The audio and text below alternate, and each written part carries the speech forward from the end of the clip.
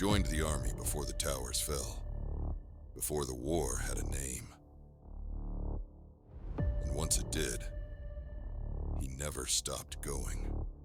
From the invasion of Iraq to Sadr City in 2007 to the frost-bitten mountains of Afghanistan in 2011, Karl Christian wasn't just in the fight. He was always in the fight. This isn't about medals. This is about memory and what it costs to carry the war for decades. This is Veteran Stories, and this is the story of Karl Christian.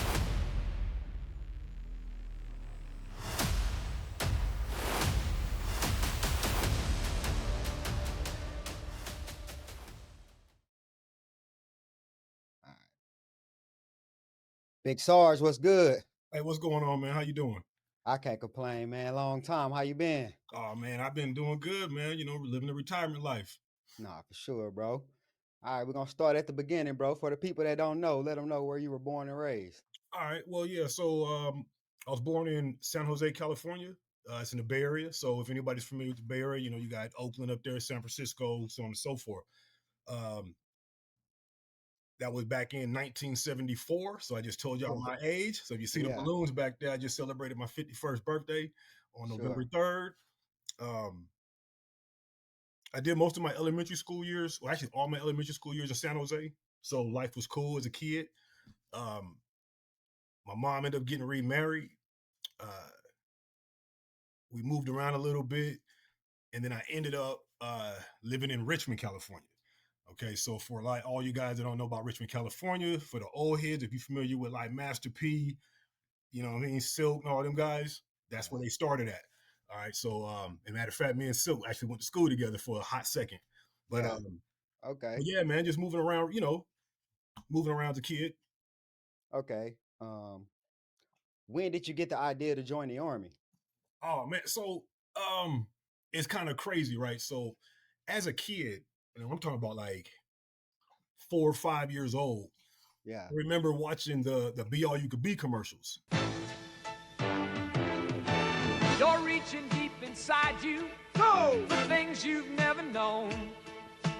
It's been tough, rough going, but you haven't gone alone. We do more before 9 a.m. than most people do all day. Be all that you can be. Hey, First Sergeant. Good morning. You can do it in the army. Right? Now, in those commercials back then, you know, you had the dudes and they fatigued, you know, they camoed up, they moving through the wood line, it's nighttime. It looked badass to me as a kid, right? Yeah. So I'm thinking like, yo, these dudes could beat Hulk Hogan, you know what I mean? Like, I'm not knowing that these is like paid actors, you know what I mean? Yeah. But as a kid, I'm looking at, yo, this is crazy, right? So I think my entire life, man, I was always intrigued with the military. I just didn't know how to join. You know, I didn't know how to get into it. So what led up to me joining the military, it's kind of a funny story. I was dating my pastor's daughter, right? In secret. Okay. Nobody really knew. Yeah. At the time, she was going to Tuskegee University in Alabama. Okay. So one year, this is in 1995, she invites me to come out there for spring break, right? So I'm like, all right, cool. So I go out there, I'm chilling, I'm meeting all these kids. Like, I ain't never seen this many black kids, and you know what I'm saying, in school. So I'm like, oh shoot, this is crazy, right?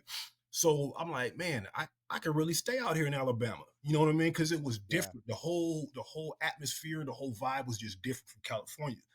So fast forward, and her dad found out that we was dating. You know what I mean? And I was staying with her. So you already know that's a no-no, right? Yeah. So she kicks me out. Now, I don't have nowhere to go. You feel me? Yeah. Like, she kicks me out. So I end up contacting my grandma, and I was like, yo, I need some help. Like, I need to find this little place, you know, a little apartment or whatever, get on my feet. So my grandma, you know, God bless her soul, she sent me some money, and I was able to get me a little studio apartment. You know what I mean? Like, my bed was literally in my kitchen. You know what I'm saying? Like, it was crazy, but it's like $250 a month. And I had got a job working at Winn-Dixie the grocery store, right? Right. So, I'm doing the bag and stuff, the carts or whatever.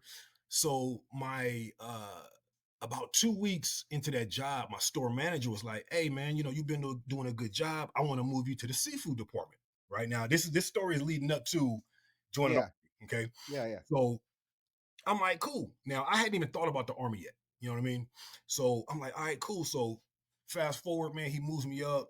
I'm back there helping the actual manager who was pregnant, and she's about to pop any day. So she actually she goes into labor or whatever. She has her baby, and then my manager, he's like, hey, I wanna just make you the seafood manager. Now I only been in this job for like maybe 2-3 weeks, right? So I'm still Yeah. learning. He's like, yeah, I'm gonna bring some people back there with you and XYZ, right? So I'm like, cool. So at that point, I was like, there got to be something else. You know what I'm saying? Like Mhm. no, the money was good for that time frame, right? But I was just like, yo, this ain't it. You know what I'm saying? This ain't it. So I called my dad. Now my biological father was in the military, right? He was in the army. So he's like, well, and me and him, we didn't have a real good relationship, you know what I'm saying? Like for whatever reason. But he's like, well, son, I really can't tell you what to do, but the army's always hiring. You know what I mean? So I'm just Yeah. like, damn, okay. Yeah. So it took me a couple of days, man. A couple of days. I'm sitting there thinking about it, I'm thinking. And I was like, you know what? I'm gonna pull the trigger. I'm going, right? Yeah. So I go down to the recruiter, and I remember my recruiter was a tanker. So when I came in there, he was trying to get me to become a tanker. 19 kilo or Delta, what this kilo, right? For tankers, I think it I is. don't remember that. It's We can look it's it like up. 19 series, right? Yeah. He was just pushing. Oh no, you would love it. You would love it. He's showing me videos, and like back then we had the big laser disc. You know what I mean? So he's showing all these videos of tanks doing their thing. I was just like, Yeah. nah, Yeah. like that. So he's like, well, what do you think you want to do? So when he asked me that, my mind, man, it's no bullshit, man. My mind went back to those commercials. Yeah. And I was like, well, I remember as a kid seeing the Be All You Could Be commercials. I want to do what they doing. Yeah. He's like, well, I think those might have been infantry guys. That's what I want. Yeah. He's like, are you sure? Because your ASVAB scores is good. You can get any job. I was like, no, I want the infantry. I want to be Yeah. those guys in that commercial. You know what I mean? For So, sure. so what ended up happening was, yeah. So I'll get to the other part after that. But I signed my paperwork and everything, and I let my store manager know. I was like, hey man, pretty soon here I got to put my 2-week notice in because I'm joining the army. Yeah. Oh, no, you ain't got to do that. You didn't swear in, right? No, I ain't swear in, but no, man, no, I'll give you a rate. I mean, he wanted me to stay, dude. Yeah. He's like, nah, man, I'm out of here. I'm out of here. I'm gone, right? So, you fast forward, I go to MEPS, I do Yeah. all the stuff I got to do, and then I had to go through the delayed entry program, right? So when I signed Okay. up, I didn't actually go to basic until like almost 4 months later. You know what I'm saying? Yeah. And so, once my time came, man, they put me on a bus straight on out there to Georgia, which was Yeah. right down the street. Okay. You feel me? It was right down the street because I'm in Alabama, right? So Yeah. little drive, and man, Yeah. So what did your dad have to say about you letting that girl have your nose wide open to come all the way out there, bro? bro. Yeah. I didn't even hear from my dad. I heard it from all my boys. Yeah, for You know what I mean? sure. They was just like, dog, what you doing? What Nose you wide doing? open. Right, right. Yeah. But see the thing, like I said, man, the thing was, I was just gonna go out there for the spring break, right? Mm-hmm. But because I saw something different, I'm like, Yeah. yo, like, yeah, I grew up in a neighborhood predominantly black, you know what I'm saying? But I didn't grow up around nobody that was in college. You feel me? Like these kids Right. really, they got the backpacks. You know what I'm saying? Mm-hmm. They moving around. I'm just like, yo, this is crazy. Yeah. And at one point, I was like, maybe I could do that. But man, I barely made it through high school. So I was like, ain't no way I'm going to no university. You know what I'm Yeah. saying? Nor For do I sure. know how to fund this stuff. You feel me? So, Did you have did anybody support the decision or you just so nobody knew. yeah. None of my family knew that I joined the military, right? Nobody. My brothers, Yeah. nobody. My dad didn't even know. Yeah. He was just like, the military's hiring, right? But I never told him that I signed up.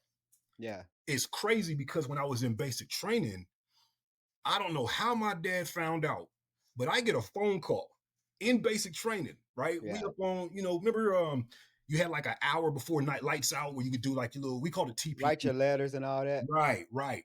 So I'm in there shining my boots, right? Drill sergeant come in there. Private Christian, where you at? I'm right here, drill sergeant. Get your ass downstairs. You got a phone call. I don't know who. Yeah. I mean, they lighten me up, right? Yeah. So, I'm like, who in the fuck is called? Who even knows where I'm at? You feel me? Right. So I get down there, and the senior drill, he's like, "Do you know a Master Sergeant Christian?" And I'm like, "Master Sergeant? Oh shit!" Yeah. Like, Roger, drill sergeant, that's my dad. Yeah. Well, you get your ass on the phone, you tell him you all right, and you better hang that goddamn phone up. So I'm like, Yeah. I'm in basic training. I love you.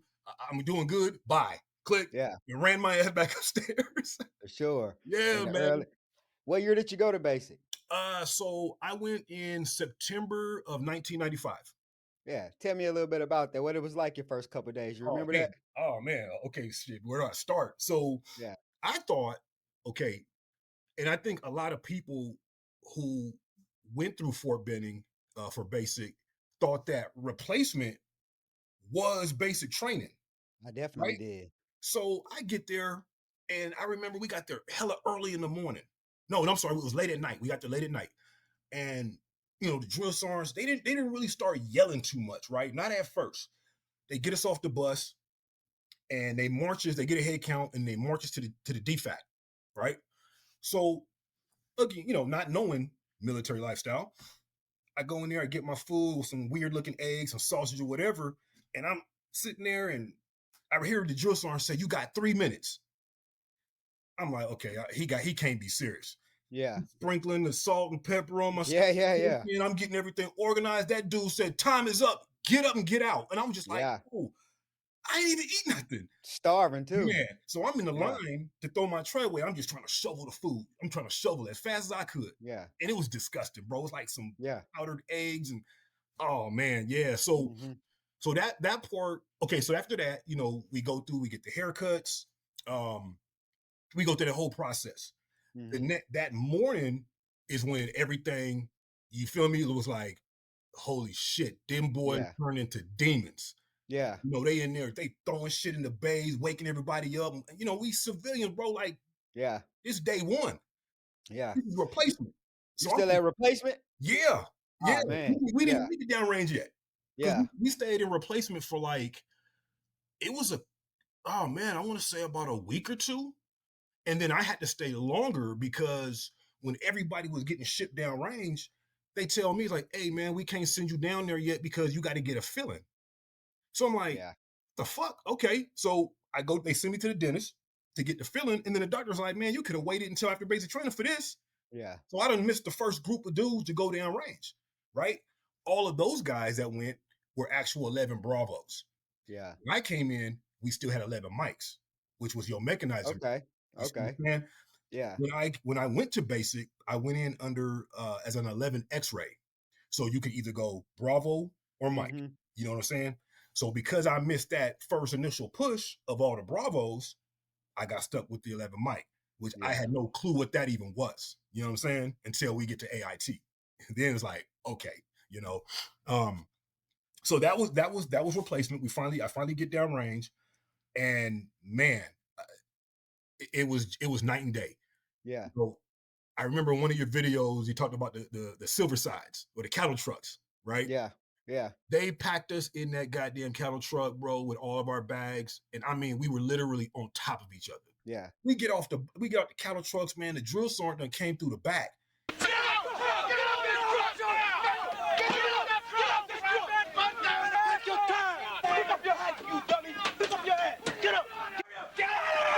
And he's just shoving everybody forward. So we just falling out the truck. Yeah. And I'm like, in today's army, them boys probably went to jail. Yeah. You know what I'm saying? Yeah. They shoving us out, dude. So we trying to find our bags. They yelling and all this just chaos. So I remember standing there, right? They have us all lined up, and I'm standing there. And this drill sergeant, man, this dude had to be like 6'5", big old country white boy, huge. Yeah. You know what I'm saying? I mean, they had their sleeves rolled up and his shit, Yeah. veins and shit. And he gets up in my face. "Where are you from, Private?" Yeah. "I'm from Richmond, California." "You from California?" "Hey, drill sergeant, we got a gangbanger over here. We got a Yeah. And I'm thinking like, I ain't no gap, man. I used to go Yeah. all the time. Man, they surround your boy. Got your name. Hey, Jerry, we got your name. You understand me? I tell you, will not make. You understand me? Yes, your son. Hats is, you know what I'm saying? Yeah. And man, I that had to be one of the most scariest times in my life. Yeah. Because I didn't know, you know what I mean? I don't know if these that shark attack something different, Dude. dog. Then they had us like dump our bags, reload them, dump the bag, Yeah. reload it. Like, what the hell? You know what I'm saying? Yeah. So, I understand why they did it, right? But during that time, I was thinking like, man, what the hell did I get myself into? That was gonna be the next question. Like, was that the moment that you realized what you got man. yourself into? So once it finally was over and they get us up in the bay, we get assigned our roster numbers and our bunks. And I remember my roster number was 105, right? I was the 5th bunk. Okay. I remember just sitting on the bunk and my mind is just going crazy. Like, yo, this wasn't in the commercial. Yeah. You know what I'm saying? This was in the commercial. Like, yo, what the fuck? What did I get into? But I wasn't going to quit. You know what I'm saying? I wasn't going to quit. So it just kept getting worse and worse and worse, right? Yeah. So that night, right? That night, they made us, this was like a prison story. No bullshit, dog. They stripped us down naked. Okay. Oh shit. They line us up in the bathroom. And now I don't know like when you went through basic, but our showers were all open stalls. Ours was. Okay. We all lined up, literally nut to butt. Okay. Yeah. First shower, pure cold water. Second shower, hot water. Cold, hot, right? Yeah. You ran in, you showered it, you got wet in that goddamn cold water. You went to the hot water, you threw the soap on, you went to the cold water, you rinsed off, hot water, soap, bro. Yeah. This dude, the drill sergeant gonna say, do you guys know why we're doing this? Hell no. Right. We have to purge you from being a civilian. You need to understand that you are now a soldier. And I was like, dude, you could have just said that. You know what I'm saying? Yeah. So finally, that part is over, right? It's kind of funny because like all the light-skinned soldiers, they bodies is just red as hell, dog. Yeah. Somebody done whipped them, you know what I'm saying? Yeah. So they tell us to go put our PTs on, tow our bunks, and they just continue to get at us. You know what I'm saying? We finally get to bed. Yeah. I don't think I went to sleep that night. Yeah. I was literally afraid for my life, bro. Yeah. I ain't gonna lie to you, because I'm thinking they gonna come back in and they just gonna start doing stuff. You know what I'm saying? Man, and red face, dog, I was trying my best to go home. Like, oh man. Not trying to go, but I'm like, man, how can I get out of this? Like, right. Red face was terrible, dog. But see, the thing too, right? So once we started actually getting into basic training, right? With the physical stuff was never a problem for me. Yeah. I played sports, you know, throughout my life. So the running, the push-ups, the sit-ups, that was easy, right? Yeah. Now all them, you know, they made up their own little exercises that just, you know what I'm saying? That's what kind of like, God dang, man, what is the Starman? Like, what is the jump over the duck and all? But when it came to everything else, you know, that part was easy. Yeah. The mental part of basic training for me is what had me like, all I got to do is hit them train tracks and head back to Alabama and be gone. For sure. 15-minute walk. You know what I'm saying? But I was like, no, I can't do that. I want to be here, you know? And I had, like, basic was very rough for me because it wasn't the physical part. It was more, I didn't like the fact that I had a grown man yelling in my face and I couldn't do nothing about it. You know what I'm saying? I grew up in that kind of environment. So every time the drill got in my face, you know, I couldn't just stand there with a straight face. You know, I'm gonna look at them a certain kind of way, and then you know that's just gonna trigger. Next, you know, you got all the drill sergeants in the company walking you out to the wood line, and that's what they did. They walked you to the wood line, and what happened out there is what happened out there. I know some guys that went out there, and when they came back, there was never another problem with those guys. Yeah, they never said what the. You know what I mean? The '90s armies was different from the times I joined. It was way different. It was because look, here's how I look at it, right? If you go back in time, right? We go back to Vietnam, right? Vietnam ended like in what, 65, 64, 65, something like that. So a brand new private in Vietnam is now training the 80s soldiers. Yeah. The 80s soldiers privates are now training the night. You know, you see what I'm saying? Right, So right. you're getting this hardcore, crazy. I mean, mentally fucked up dudes that training you, and they're all taking that same training type or that same leadership style, and it's just going down the list. You know what I'm saying? It's just going through time. So I mean, like one of my drill sergeants, he was in Somalia when he was actually part of Ranger Battalion. He was shot shit, mean as fuck. Mean as fuck.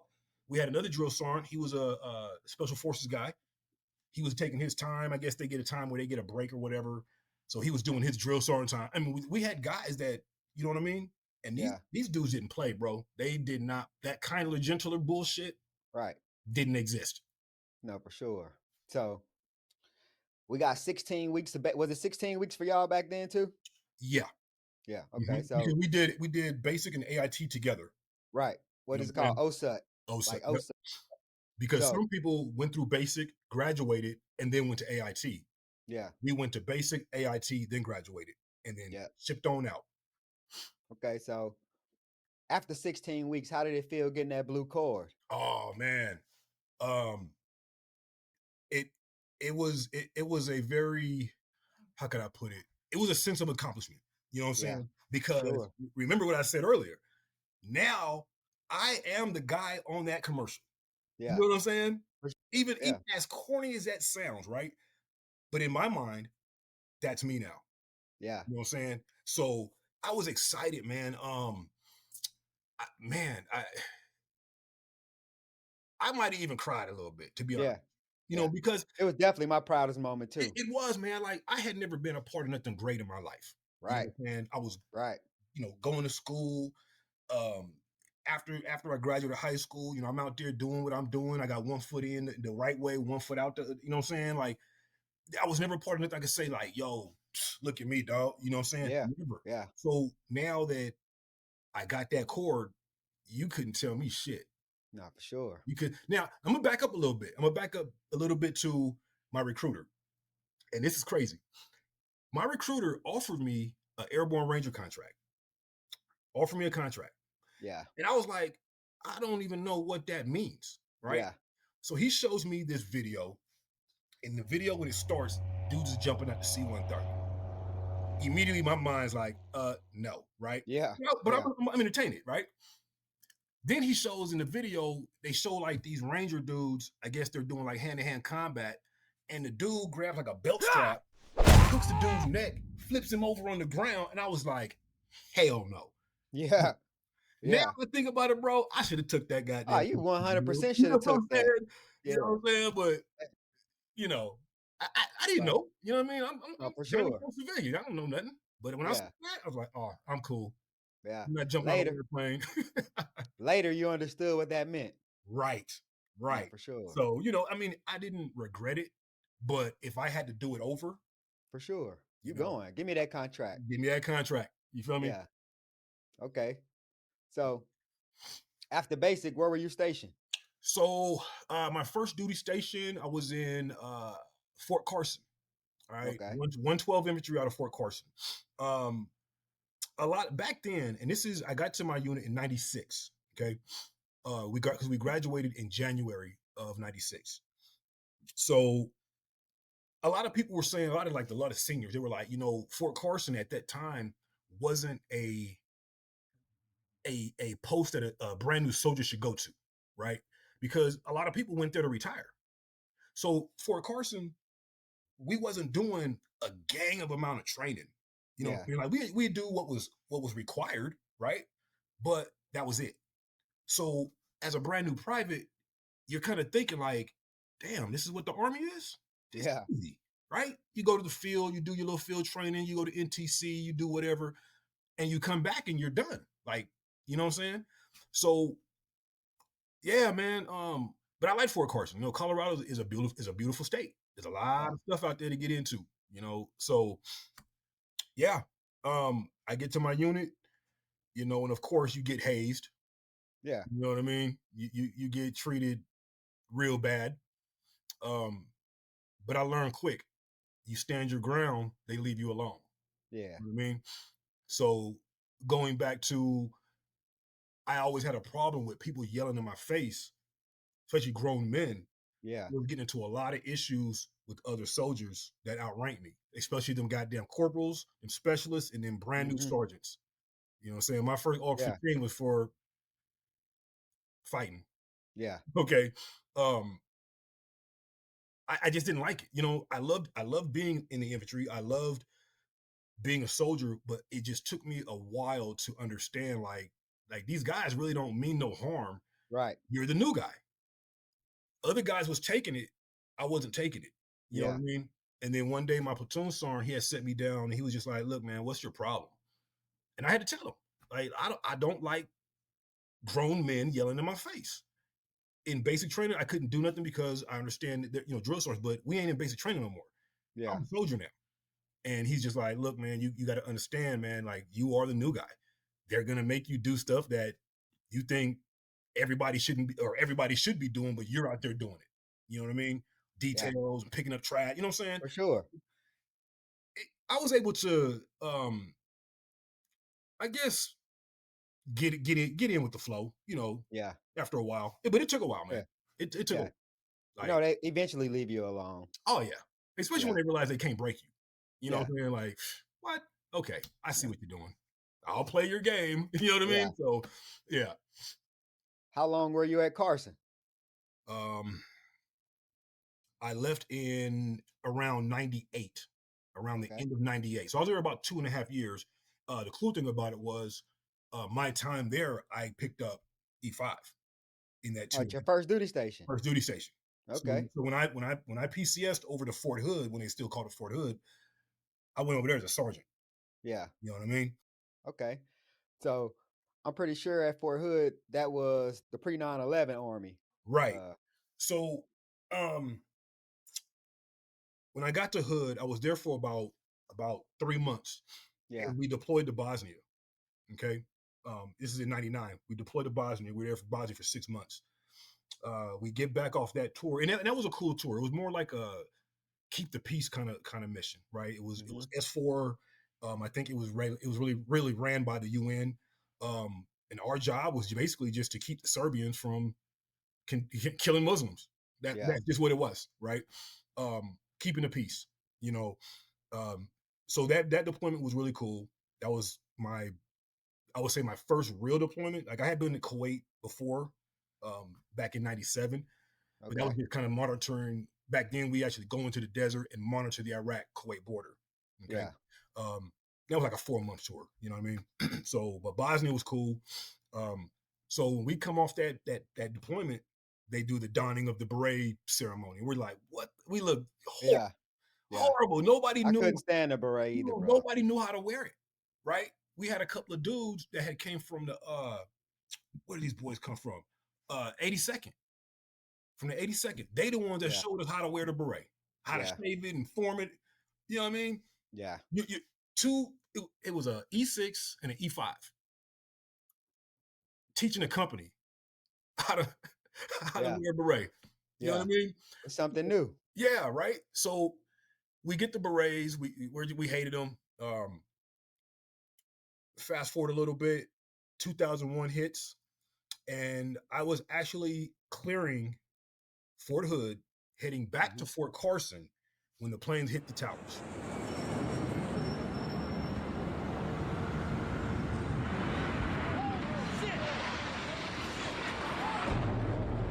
So I come out my crib, and there's a street called Rancier.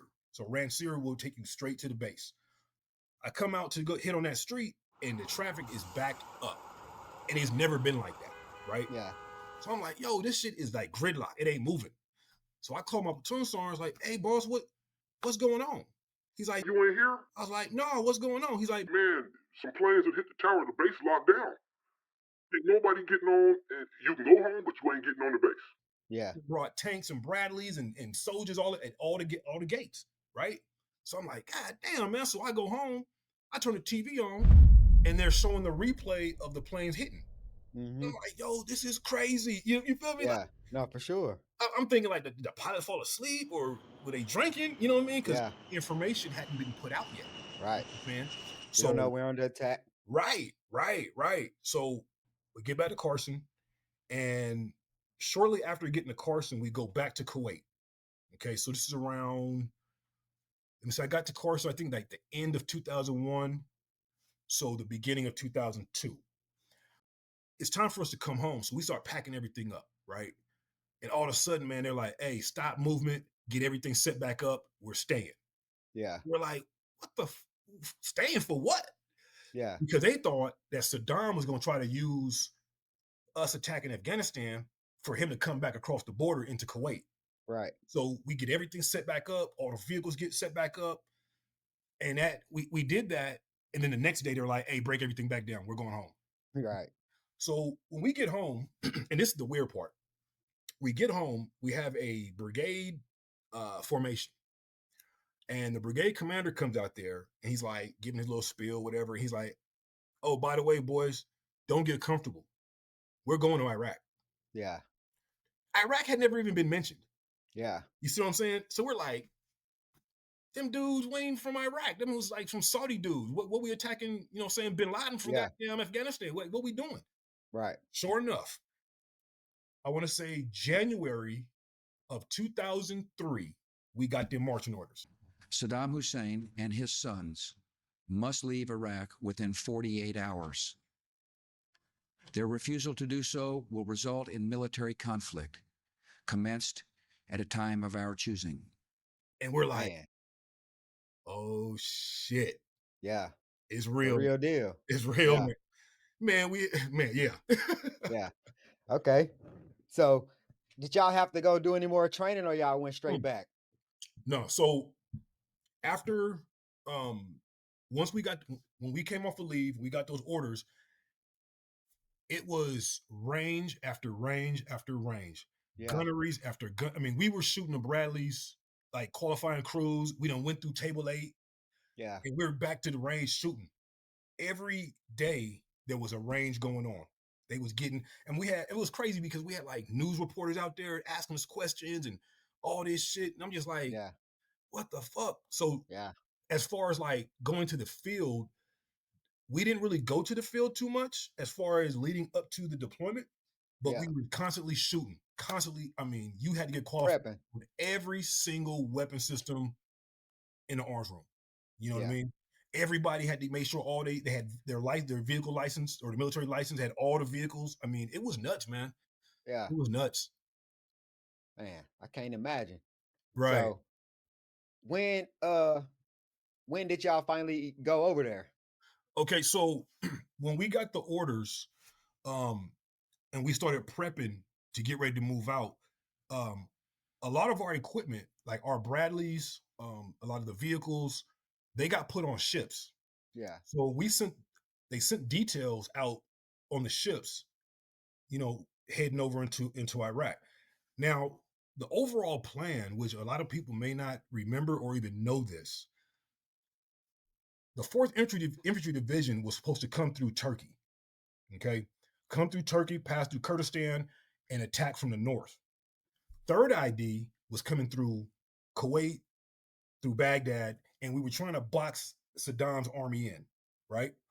So our ships that had all of our equipment on it all went to Turkey. And then at the last moment, Turkey was like, nope. Yeah. You guys can't come through here.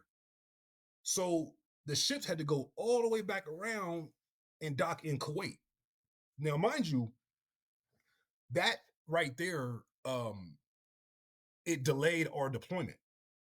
You know what I'm saying? So 3rd ID, when they crossed that border, they were by themselves. Yeah.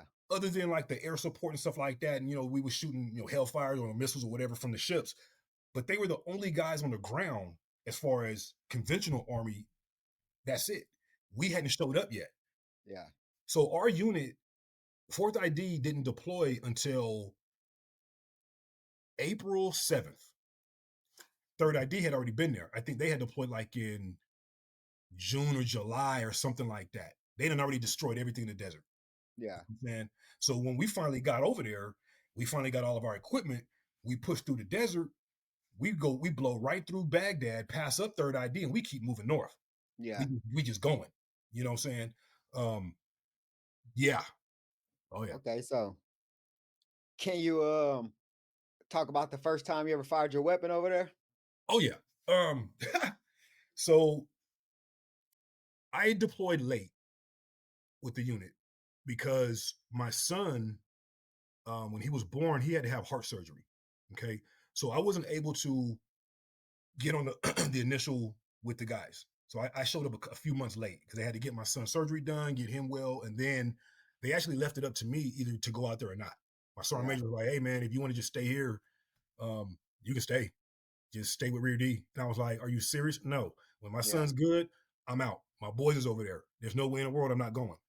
So son has his surgery, recovers. Doctor says he's stable. He's looking good. Everything's this.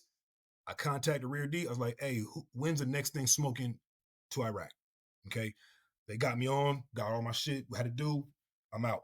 The first time I shot my weapon, man, we were patrolling. I can't remember the name of the town, but we were patrolling, man, and some dudes come out. You know, remember how like in Iraq, there's a lot of alleys. So some guys come running out from both sides of the alleys, AKs up. They start spraying us up. Yeah. You know, remember back then we didn't have no up armored Humvees. Yeah. We had them little cargo first armed Humvees. You know what I'm saying? So they come spraying.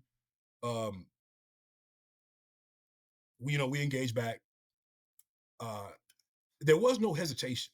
Definitely no hesitation, right? Right. Because like we had been training. You know, when you look at my class group, right?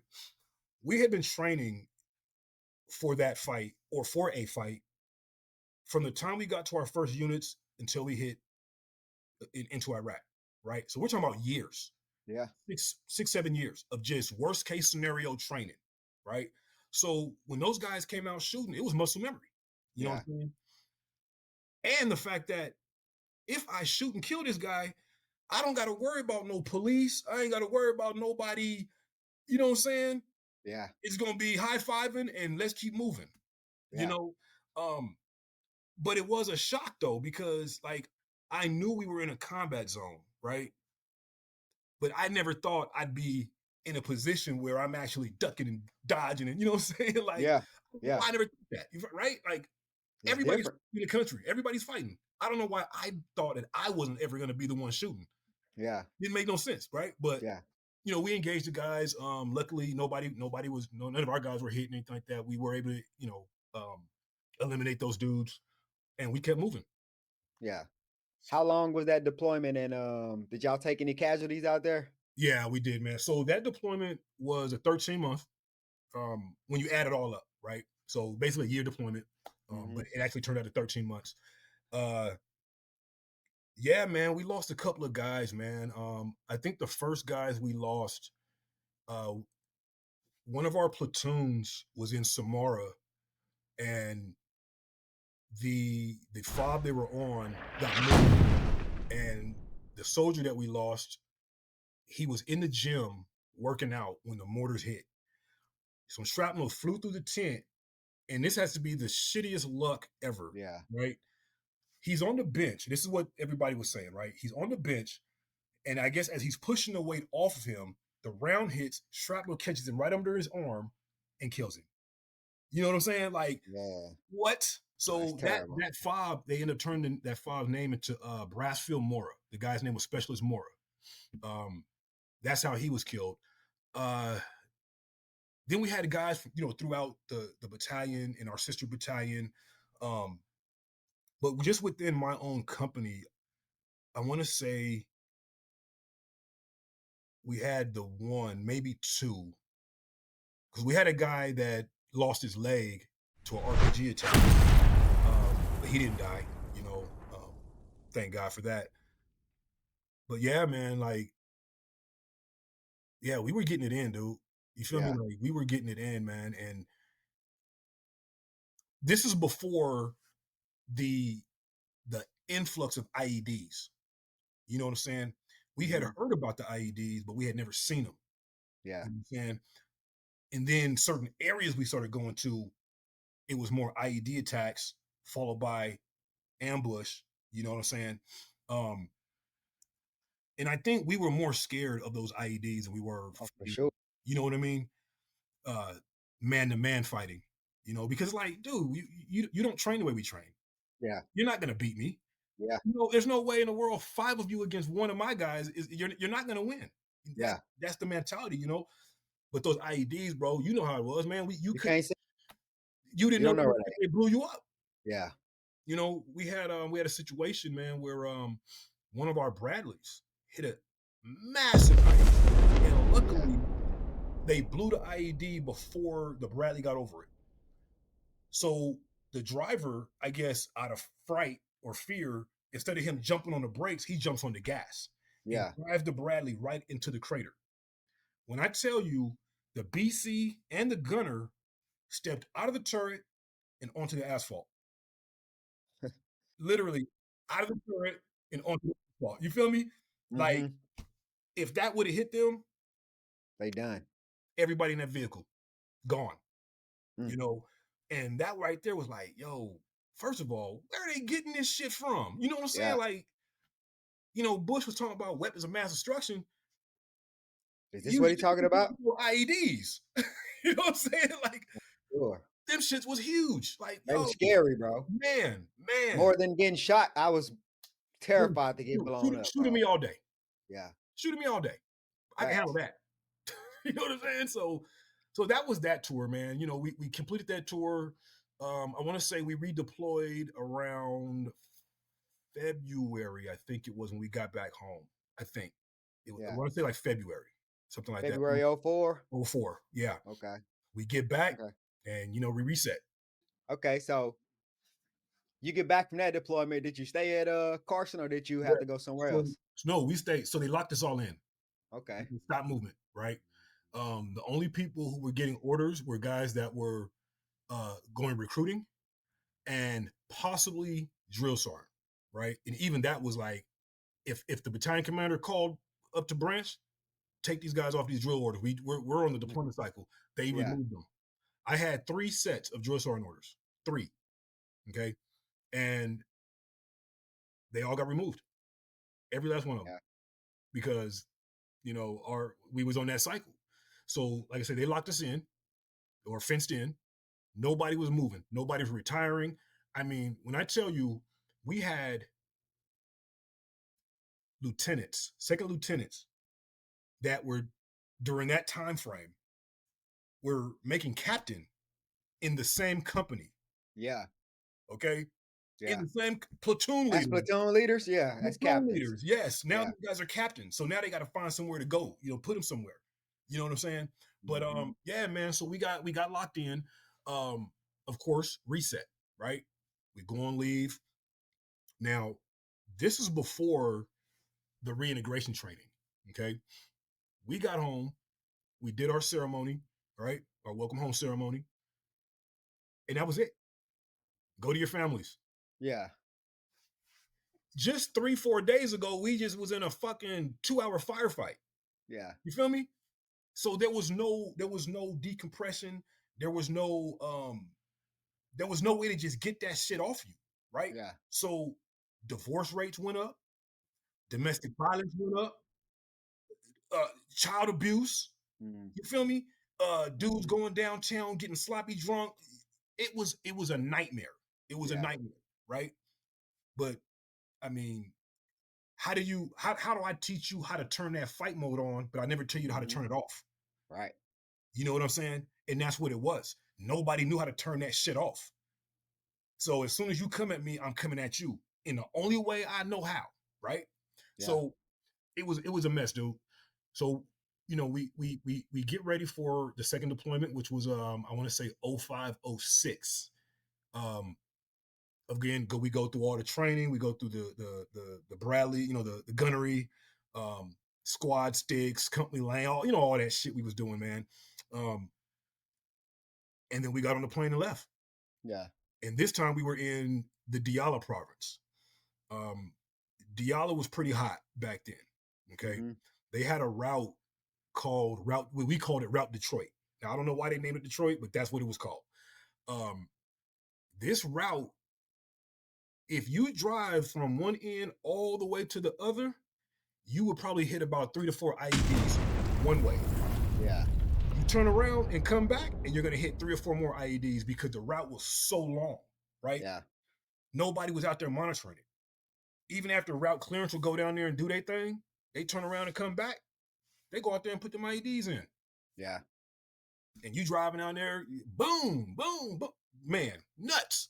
You know what I'm saying? Y'all got blown up a lot? Oh, man. That second tour, bro, yeah. I would say if I was to talk to any of my boys back then, they would all probably say we all hit probably about 5, 6 IEDs each. And I'm talking about different vehicles. Yeah.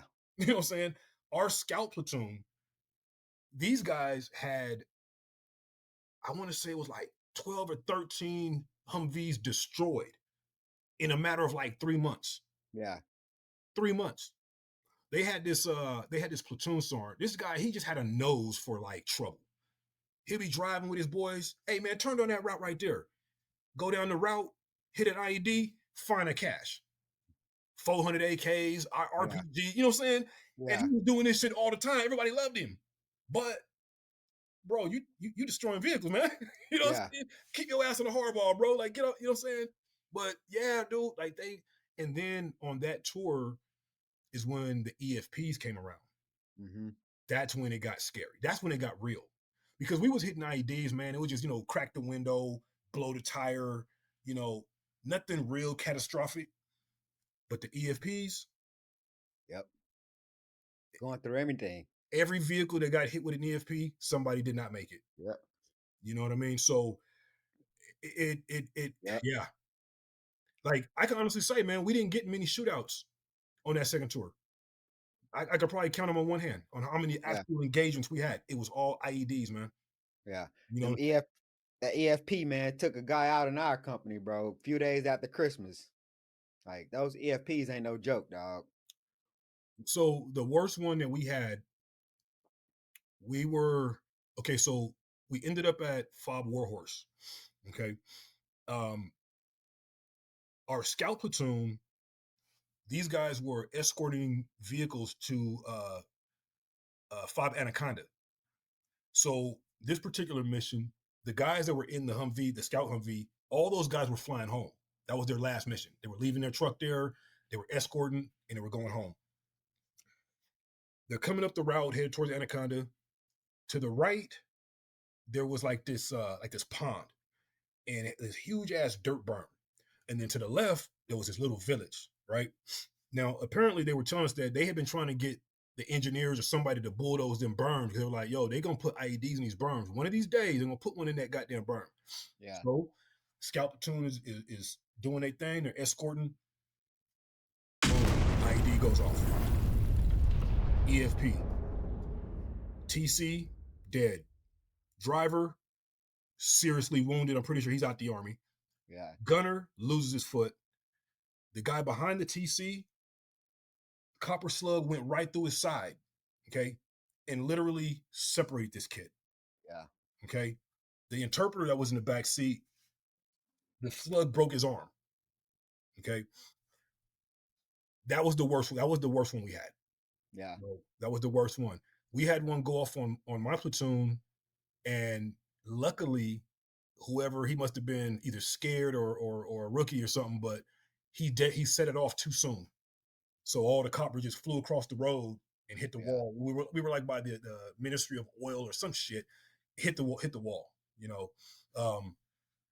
Yeah, man. That tour was different.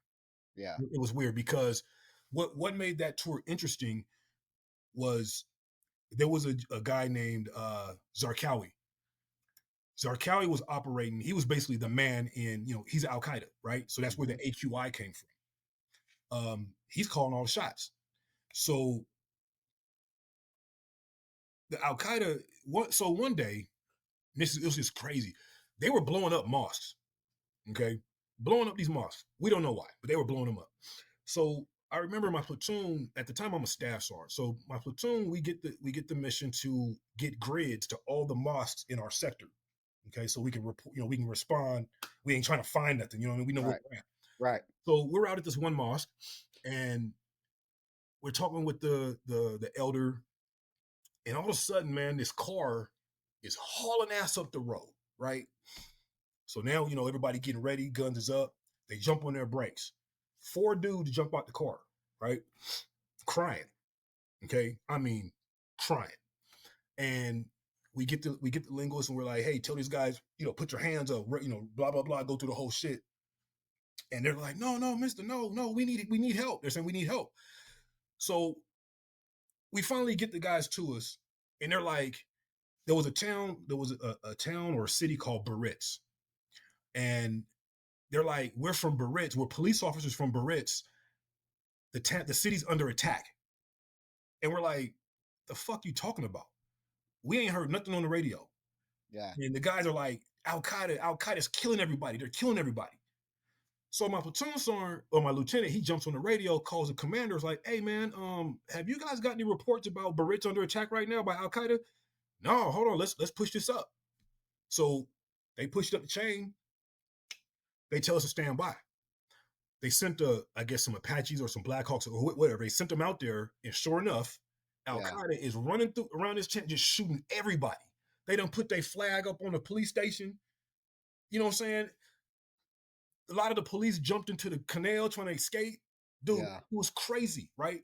So the part about that was fucked up is we get the information, but they make us do a goddamn checkpoint. Right. And they send in the other company. Yeah, you don't get no action. Yeah, we ain't get no action, dude. We're like, yo, they told us. Like, we want to get in there and get after these boys. Al-Qaeda? We ain't never shot no Al-Qaeda. What we doing? You know what I'm saying? So they put us on the checkpoint. We're searching everybody coming out, and most of the people coming out was like, civilians and police that was running. It was, and the company, I think, was like our Bravo company, our Charlie company, which was tanks. They had some Apaches up, and they was just getting it in that goddamn city, man. Yeah. IEDs going off. Right. I mean, and we're just sitting there. My whole platoon is sitting on a checkpoint. And my platoon sergeant, he was pissed. No action. Like, of course he is. Some nerve. Yeah. We get the information. We called us up. This is supposed to be us. But, everything happens for a reason. Yeah. You know what I mean? So we might have went in there and got annihilated. We don't know. I mean, it would have been a fight. Zarqawi was one of those ones we couldn't wait to get him. Yeah, because Zarqawi, they ended up blowing him up. They caught him in it. They tracked his religious leader to the house. Yeah. And they dropped 2 JDAMs on top of that dude. Yeah. We're gonna have the footage on the episode 1000%. Yeah, I knew that name sounded familiar. We were hunting that dude. And matter of fact, so that same deployment, the Iraqi army was hunting down Zarqawi's driver. Okay. This dude blew through a checkpoint, got to shooting at him. He hauls ass and goes into this house. So the Iraqi army now in Afghanistan, we call them SFAT teams. I don't know what they call it. I forget what they called it in Iraq, but they were, soldiers that was assigned to train, like these trainer instructors or whatever guys. Mm-hmm. They chase the dude down. They get him trapped in his house. As the Iraqi guys kept going in, he was just lighting them up coming through the door. So they kept running back out. So that night, so that day, my platoon, we were QRF. We're in bed. And next thing you know, man, platoon sergeant comes busting in. Hey, get everybody up. We got to respond to, XYZ, woo woo. All right, bet. We get everybody going, get to the vehicles, at the gate. We get to the location. 30, 40 Iraqi army dudes. They had a Abrams tank out there and all these liaison guys. Yeah. So it was kind of cool as shit, right? So it's the middle of the night. My platoon sergeant walks up to whoever's in charge of those guys, this lieutenant, I think it was. Hey, sir, what do you need from us? Hey, man, the dude's in the house. We don't know where he's in the house. Every time our guys go through, he's shooting them up. One of the guys is still inside. One of the Iraqi guys is still in the house. Okay. Y'all got ammo on that tank? This is my platoon sergeant talking, right? Yeah. Y'all got ammo on that tank? Oh, yeah, Roger. Yeah, Roger. Y'all got the, I guess the canister round? Yeah, we got some of those. Okay, give me 1 second.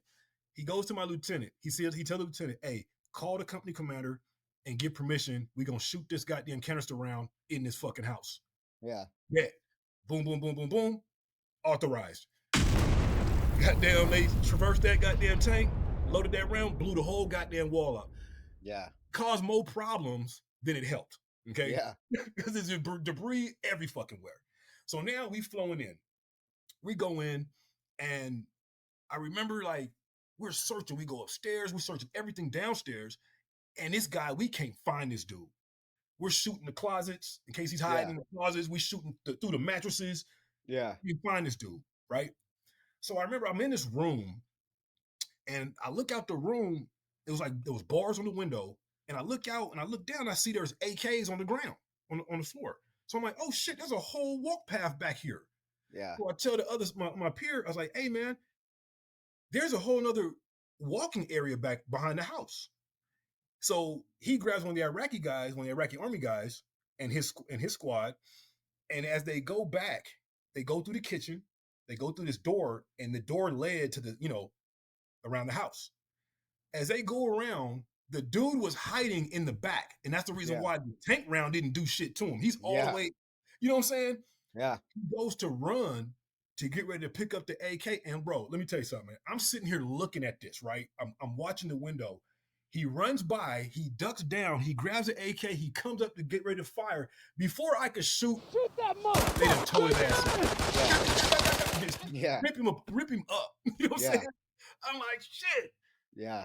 That was my shit. But yeah, I'm not gonna say I hesitated, but like, we were still trying to figure out the ROE. You know what I mean? And I didn't just want to spray some rounds and risk a ricochet hitting one of the guys. So I just kind of like went up and he aiming down and they just, you know what I'm saying? Stepped on him. Right. So the cool part about this, right? I guess I mean, I probably kind of sound crazy saying the cool part, but as we're walking out the house, right? It was almost like a scene in a movie. We walk out, all the little liaison dudes is out there. Hey man, there's 2 bodies in the back. Y'all need anything else from us? Yeah. No, man. Hey man, we appreciate y'all coming out. Thank you for coming. All right, man. We get the trucks, go right back to the goddamn base. You know what I'm saying? Of course, high-fiving it up. Yeah. You know what I mean? You know how we do. And then, we go to bed. Some crazy times in the military, bro, for sure. Man, bro. Crazy. So how long was this deployment? That was another year-long deployment. Man. So again, 13 months. You get back, you still fenced in at Fort Carson? Still fenced in, man. Yeah. So we get back, we go through, now we have reintegration training, right? We go through all that, we go on leave, we come off of leave, and it's 100 miles per hour. Yeah. Till the 0709 tour. You know what I mean? Yeah. Let's talk about that 0709 tour. Where'd you go? So we started off in Taji. We were there for a hot second. Now, okay, let me back up a little bit. We deployed 3 months early, right? We were supposed to leave. We deployed in March. No, I'm sorry. We deployed in December. We weren't supposed to deploy until March of 2008. Yeah. Okay? So when we get to Taji, nobody knows who the hell we are, right? We show up, all the little sleep areas, they ain't got no water running, ain't no beds made, ain't nothing. Nothing. So we pull in, and in a 5-mare, who are you guys? What are you doing here? What do you mean, what are we doing here? We supposed to be here, right? Same thing with the vehicles. Man, like, we were supposed to get, the Duke systems. So when we go over there to get the Dukes put in, the civilian was like, who are you guys? What unit are you with? And we're like, yo, we, 168 Combined Arms Battalion, 4th ID. He's on his computer looking. Y'all not supposed to be here until March. Yeah. We're here. Yeah. We're here. So they had to scramble to find Duke systems for us. They had to scramble to get us Humvees. You know what I'm saying? Matter of fact, the Humvees we got was from a Marine unit These Humvees was all shot to shit and fucked up, but we put them together and we carried on. Okay. Yeah. So we started in Taji, and we were doing a few missions up there. Nothing really major at the time. At that point, my platoon, we got split in half. So half of us got assigned to the tank company, and then one of the tank companies got assigned to the infantry. You know what I'm saying? Which was same thing for us. Right. So my platoon, we're doing our thing around the Taji area. I forget the name of the town that was right across the road from Taji. Shab or Buba Sham or something. A lot of shit going on up in there that we reacted to. We did a couple of raids up in there. We didn't really get into too many gunfights. I mean, we did everything at night. You know what I mean? Yeah. But then we end up moving to a spot called Fob Callahan. Mm-hmm. And Callahan, I guess at one point the 82nd had Callahan. And they had got you remember they called them IRAMs? Yeah. The improvised mortar system. Right. Yeah. Or trucks. So those guys, I guess they had launched a bunch of them shits over the wall and blew up a gang of the 82nd vehicles. I mean, there used to be a video out on YouTube actually that showed it. Tore up a lot of their shit. The building was like this. It was an old department store, almost like a mall. And they was getting rocketed and all the time, RPGs, whatever. So that's where we end up going. But my platoon, we stayed at a place called JSS Shop. It was attached to a police department. So that's where we would do all of our little stuff from, all our little missions or whatever. Because the tank platoons couldn't do it. They didn't have enough manpower. You know what I mean? So they was kind of going out getting a lot of glory. You know what I mean? They're kicking in doors, they raiding, you know what I'm saying? They doing what we should be doing. But they put us over there because we had the manpower to handle it. They didn't. You know what I mean? Which was kind of unfair, but whatever. So we did that. And during that same time, now, let me back up a little bit. The only real action we had over there, man, the Iraqi police allowed some dudes to shoot some RPGs at us from their police department. Yeah. We caught it all on video. You know what I mean? This was at Callahan? No, this was at JSS Shop. Okay. Which was, so JSS Shop and Callahan might have been right at 2 miles away. It wasn't far, right? Yeah. So these dudes shoot some rockets at us. Man, we go over to that police department. Once we saw that video footage, we go over to that police department, man, we cleaned fucking house. Yeah. We brought all of them outside. We took all their guns, everything. And then their police chief was kind of like, well, I don't know. So he sees the video and he was just like, yeah. You know what I mean? Yeah. So I don't know what the final product or what came out of that. I don't know if people got fired. I don't know, you know what I'm saying? All I know is the next day they was doing daily business, Also during that time, during that deployment, we were seeing a lot of Shia and Sunni violence. We thought it was going to be a civil war, straight up, because there wasn't a lot of attacks on American forces. All the attacks were on each other. Yeah. You know what I'm saying? We're responding. Matter of fact, one of our platoons responded to a call, and the Sunnis are shooting. They're shooting back and forth at each other. So it's like the platoon is like, who do we shoot at? You know what I'm saying? Yeah. Because you couldn't just say, okay, I'm gonna help the Sunnis. I'm gonna help the Shia. You know what I mean? Yeah. They couldn't do it. So they were told to just stand by, let the shit play out, and then go do what you can do. If they start shooting at you, then shoot back at them. You know what I mean? So that's what we were seeing on that deployment. A lot of it. Now, we were still getting the IEDs, a lot of IEDs. We were still getting guys, sniper attacks or whatever. throughout that area. You know, Yeah.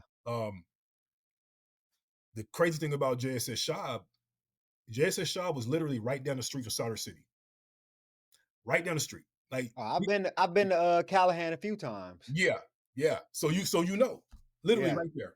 You Yeah. know what I'm saying? So we would hear a lot of shit going on over there. Yeah. But see, at the time, we weren't allowed to go in there because there was supposed to have been like a ceasefire between us and the Jaish al-Mahdi militia. They were like, "Hey, you guys don't come in here, we won't come out." Yeah. Doing nothing. Well, they reneged. They still came out and was doing their things. So their boss or their leader, what was his name, Muqtada Sadr. Yep. He was like, Okay. yeah, he was like, Yeah. okay, since y'all don't want to listen, all right, U.S., anybody that come up out that city, it's fair game. So that's what it was.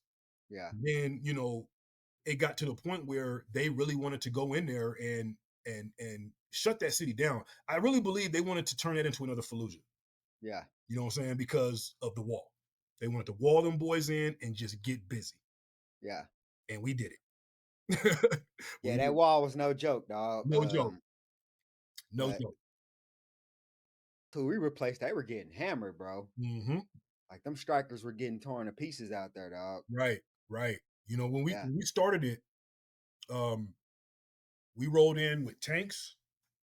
Okay, so the way we were doing it, down the route clearance guys would go up and clear however far they were going to clear, right?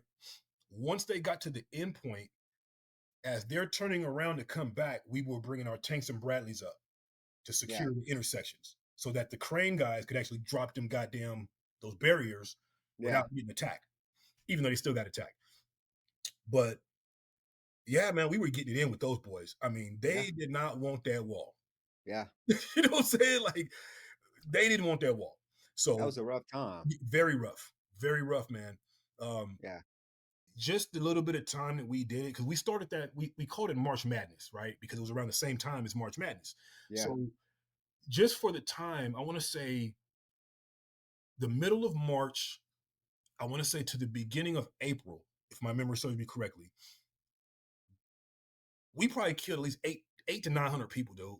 Yeah. And this is reports, of course, this is the Iraqis' reports, right? Yeah. So you got a plus or minus probably 200, you know what I'm saying? So, but yeah, bro, every day, like, yeah. We landed in Kuwait, April 08. Okay. And all we would see on the I can't remember the name of the news station, but AFN? all we would see, I think it was AFN, yeah. AFN, yeah. All we would see on there is, man, the fight in Sadr City, dog. And then we got told, hey, y'all on our way there. Like, God damn. It got to a point. I mean, so here's the thing, right?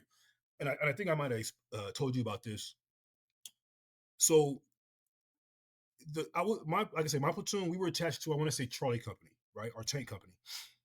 And prior to doing that mission, Charlie Company had lost a tank crew to an EFP. Okay. They had the EFP sitting up on a Jersey barrier, and it blew into the turret. So the loader, the gunner, the tank commander, all, you know, they died. The driver survived. Our battalion turns around and gives that company commander that mission after he just lost 3 fucking guys. Yeah. Right? Me personally, I wouldn't have done that. Okay. I mean, what kind of mind frame you think that commander was in, right? Right. Like, oh, we gonna get some payback. Those boys, I mean, they were launching, you know, AP and HE rounds all through Sadr City. Yeah. Collapsing buildings. Yeah. Okay? Collapsing buildings. And that's what was, you probably saw that shit on the news. They was tearing that fucking city apart with them tanks. Yeah. Battalion commander comes down and was like, there would be no more main gun rounds fired in Sadr City because that city is damn near fucking destroyed just with the tanks. We ain't even talking about no aircraft, nothing. Just the ground folk. You know what I'm saying? Like, it was terrible for sure. Terrible. So that's when they made those guys download all the main gun rounds, as far as like the AP, APT, whatever the fuck, the Army person, and the HE rounds or heat rounds, and they gave them the canister rounds because the canister rounds was doing less damage, and you can shoot people with it. You know what I'm saying? Like a big ass shotgun shell, right? So that's what they went to, and then of course their coax machine guns, their 50 cals. You know what I'm saying? Yeah. But yeah, dude, hey, those goddamn tankers. Yeah. You know something that's crazy about that? I just thought about this, man. What's that? So the unit that we did replace, they tore the fucking city up. Like Mhm. we did a little bit of fighting in the beginning, but it died down like in May or something Right. like that. Right. But the unit that we replaced, they had done so much damage to where our part of it was to like help them rebuild the city. You know what I'm saying? So no. we had to go out and pass out micro grants to help this one building that was shot to fucking pieces. And as we doing that, my boy get hit by the sniper. You know what I'm Wow. saying? Yeah. Yeah, That's it's just crazy. crazy how those decisions from, earlier, you know what I'm saying, led Right. to something like that. But you know what? I'm gonna tell you, man, that was happening all over Iraq. Okay. Yeah. And this is one of the reasons why, like, I respect all of us, all the echelons of the army, you know what I mean? Or just of the military. But when you don't give a courtesy call to let somebody know, like, hey guys, we're gonna be operating in your AO. Yeah. Just so you know, this is what we're doing. We don't need y'all out there. We just give Yeah. you a courtesy call, right? We were seeing that a lot. Areas that we had, months of building relationships, okay? Building relationships. In a matter of hours, we go back to the town or the city or whatever, and we getting rocks thrown at us. Yeah. You know what I'm saying? We getting shot at. IEDs is going off. Like, wait a minute. Yeah. We was just good. Come to find out, somebody from the special operations community. I don't want to throw nobody out there because I'm not trying to, talk bad about nobody. Because like I said, I respect all them guys.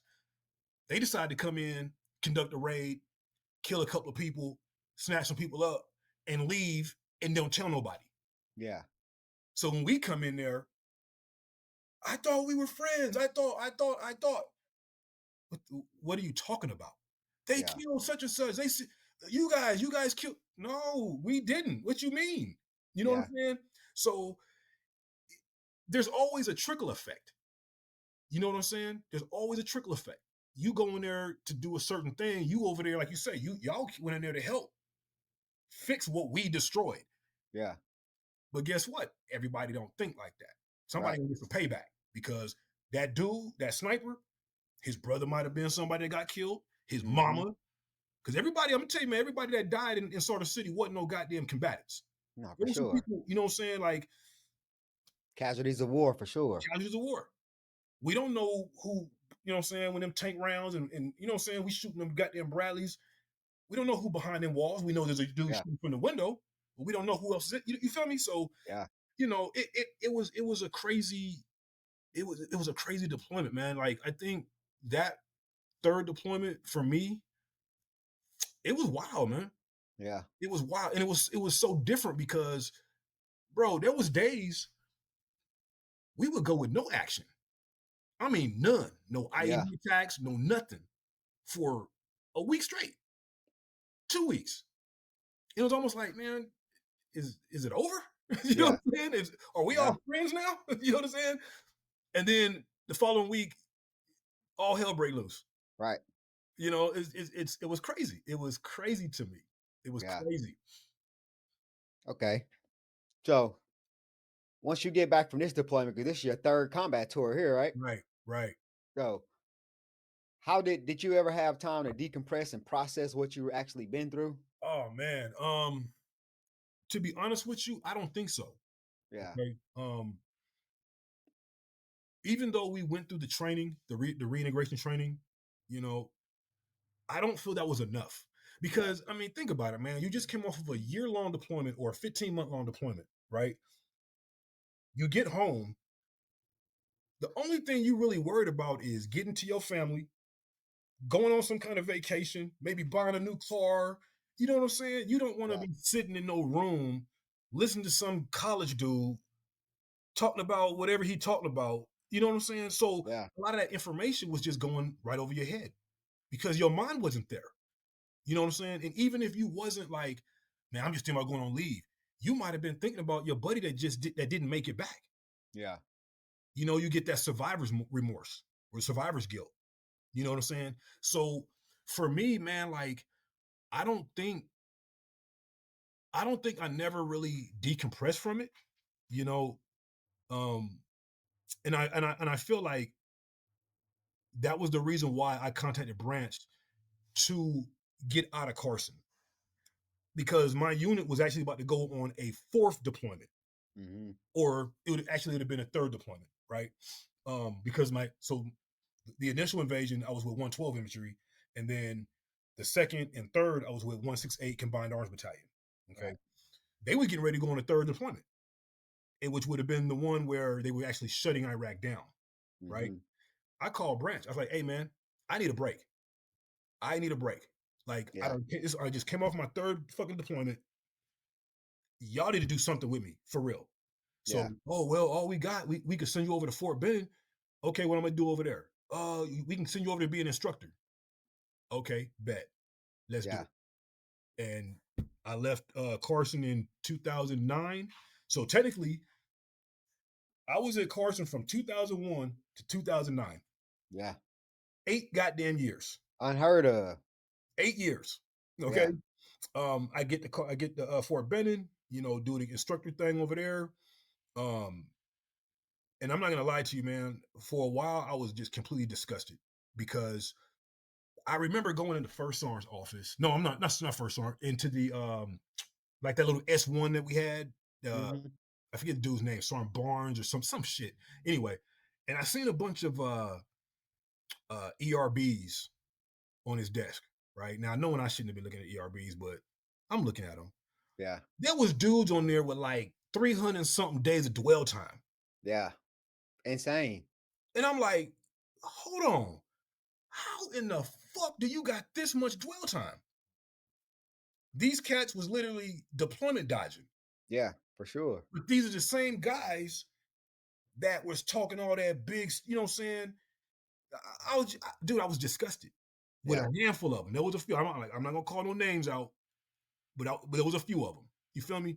So you know, it's whatever. So I do my little shit, the little instructing stuff. At this point, I got like 15 years in the Army. Yeah. Okay. So what I thought about doing, I was like, you know what? I want to try the Special Forces route. So I started training up for Special Forces while I was at Benning. And I'm talking to the recruiters. I got everything ready to go. And the recruiter was like, hey, we need a letter of recommendation from a 05 or above. Right? Yeah. So I go tell Sergeant, Team Chief, First Sergeant. I tell them what's going on, what they need. Week go by, 2 weeks go by. SF recruiter's like, yo, what's going on? I'm like, hold on, let me find out. I'm trying to, finally they tell me, hey, battalion commander is not going to write you a letter because we don't have the instructors to replace you. Yeah. Straight up. Yeah. Straight up. I was like, are you serious?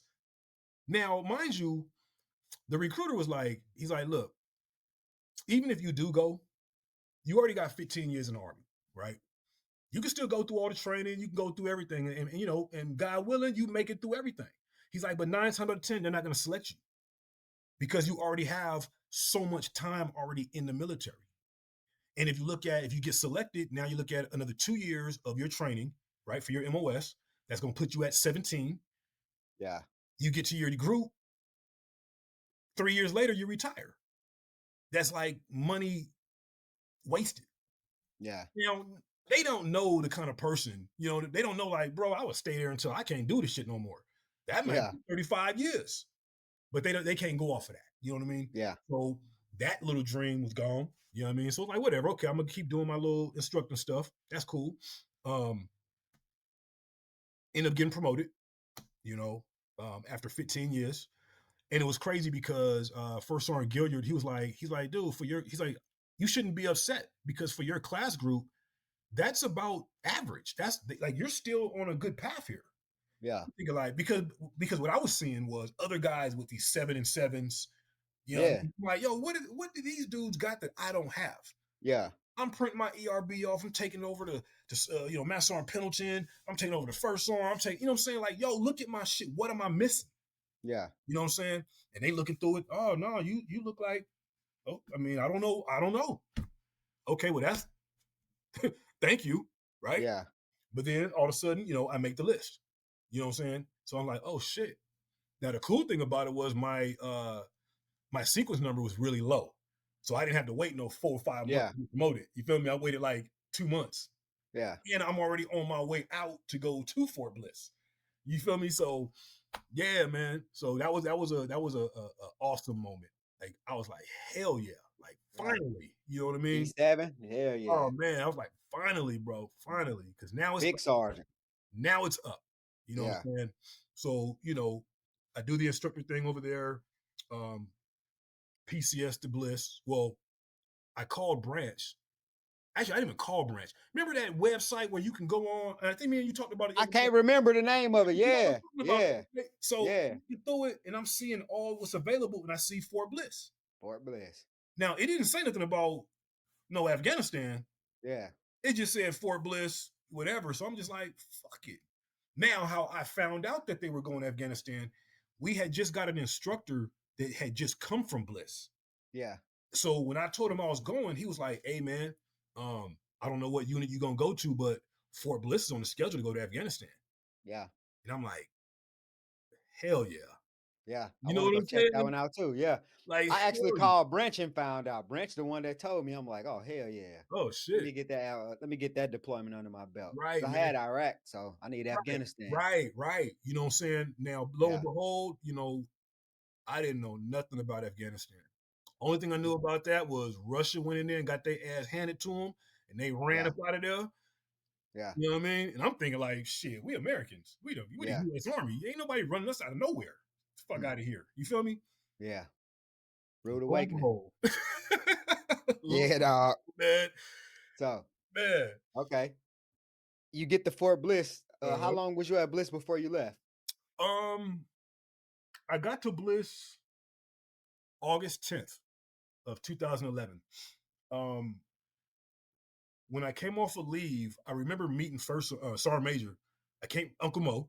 I can't remember his guy's name for shit. But I remember meeting him, and he was trying to get me out like immediately, right? It had to be like September. Yeah. And I'm like, yo, my household goods ain't even showed up yet. Oh, my bad. Okay. All right, just what's gonna happen is I think the unit went on leave, or they were on leave already, I believe. And he was just like, all right, just let me know when XYZ, because you're gonna be a platoon sergeant in Delta Company. One of the platoon sergeant's wife has some medical things. He has to stay back. You're gonna take that platoon. Cool, right? So household goods show up. I get everything situated, and when I go back to on Bliss, Sergeant Major was gone. I don't know if he already deployed or if he was on leave. I'm not sure. I don't remember how it all played out. I just remember Rear D was there. My guys, or the Delta Company, was already gone. So I'm thinking like September or maybe early October, I guess. I don't remember the day they actually deployed. But I didn't leave until Halloween, matter of fact, October 31st. Okay. When they put me on a plane, because I didn't report to Rear D ever, right? I told that Rear D dude, like, hey man, if you need me, you got my number, call me. I'm not coming here for no formations. I'm not doing it. I got shit to handle. Yeah. Hey, not a problem, man, not a problem. Okay, cool. You know what I'm saying? Yeah. So when it came time to fly, it was literally on the morning of Halloween, October 31st. I was only at Bliss for 2 weeks and they sent me out. Oh shit. Yeah. Yeah. So I was there for August 2.5 months. Yeah. 2.5 months. Just enough time to get the family settled in and get the fuck on. You know? Yeah, man. And it's funny because when I actually got to FOB Altamir, it was on my birthday. Yeah. Literally on my birthday. Yeah. Dude. Yeah. Like, happy birthday. Thank you. Right? Yeah. So how long were you in Afghanistan before reality set in? Let me think, man. Because I said over, okay, nothing was happening at Ultima, you know, because I was waiting for you guys, my platoon, to come out of Roadhouse, right? Yeah. So nothing. When they finally came out of Roadhouse, and I meet all the guys, you know, they were telling me about the things that they've already gone through, right? Yeah. I'm like, God damn, for real? Like, Yeah. okay. So I didn't see any contact in Afghanistan. I want to say when they ambushed, just coming out of fucking was it Bakshi? I forget the name of that village that was way up north, you know, past the Whiskey River, up like. Yeah, don't make me lie. I Yeah, can't remember that. I can't right. remember You know it what I'm either. talking about, though, right? Remember, like, Yeah. you got the bowling alley, and then you had the Whiskey River tree line, Yeah. and then tucked away, you had them villages up there. Yeah. That's where we was at. I want to say it was Bakshi, I think it was Bakshi. But anyway, that was, if my memory serves me correct, man, that was my first firefight in Afghanistan. Oh, My man. first one. Yeah. In the dead of winter. When they say, Yeah. oh, no, the Taliban goes back to Pakistan for the winter. No, hell. Yeah. Unless I was in some kind of Matrix or dream world, them motherfuckers was there. Yeah. So, yeah, man. Talk us through it. What happened that day? All right, so they send us out on a routine patrol. They wanted us to go up. I want to say Bakshi. We just gonna call it Bakshi. Right. They want us to go up there and just talk to people, right? Now, here it is, it's January. The snow is thick, you know. It took us basically 30 minutes to walk to that little spot, which normally would take about a 15-minute walk. Yeah. Right.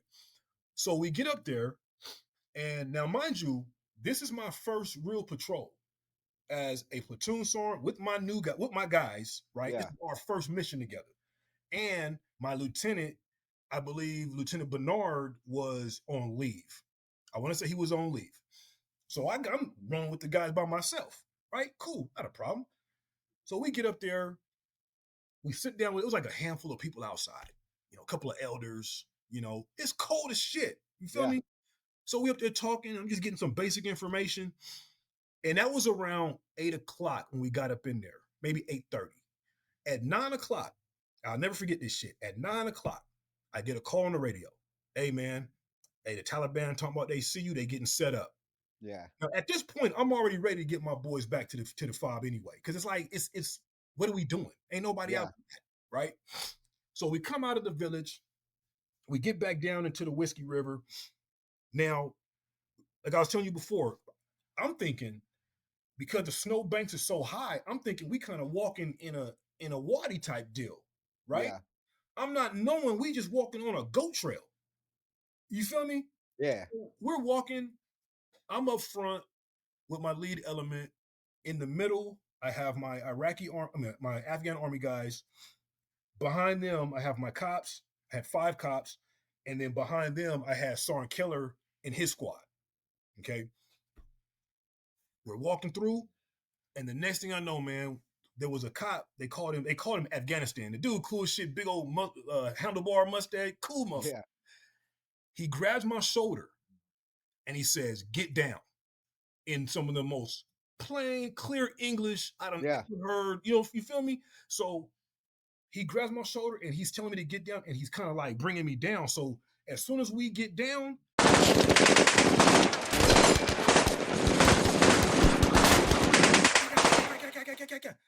I to this day do not know where those guys were shooting from. Yeah. I have no clue. I do know that they were up high because the treetops were breaking off and just crashing down.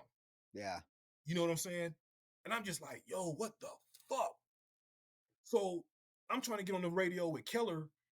Like, yo, what do you see? What's going on? Because I don't hear nobody shooting from us. It's all incoming. Yeah. Right?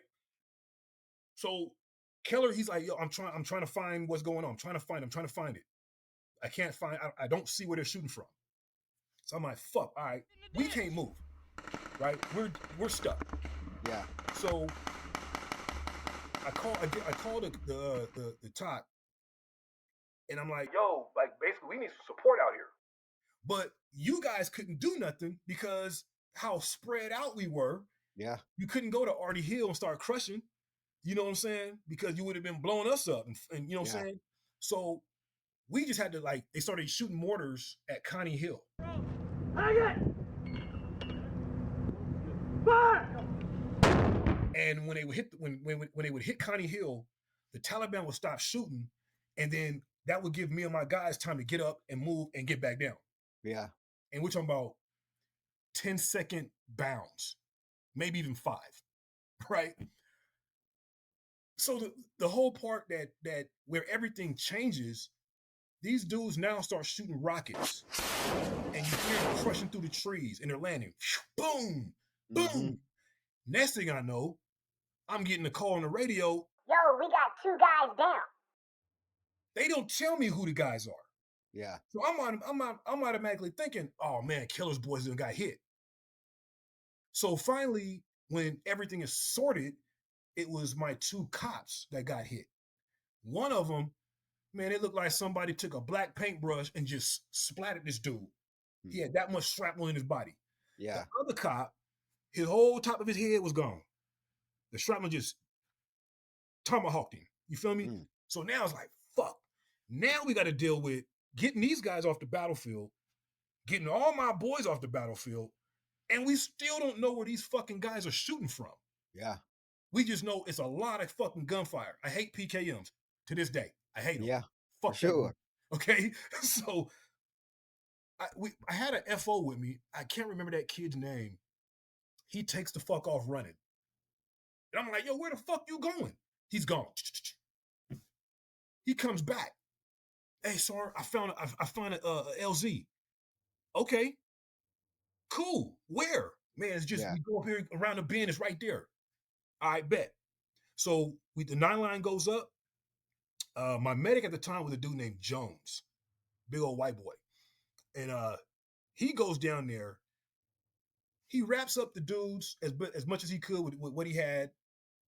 Why the Afghan boys take all the bandages off and they start wrapping them with like scarves and you know what I'm saying? Like, yo, the fuck's wrong with y'all? So anyway, so the helicopter finally checks in. The medevac helicopter checks in with 2 Apaches. And when we start talking to them, they came back and the TOC calls me and says, hey, the Taliban is saying, don't worry about the attack helicopters, keep shooting. Or don't worry about the helicopters, keep shooting.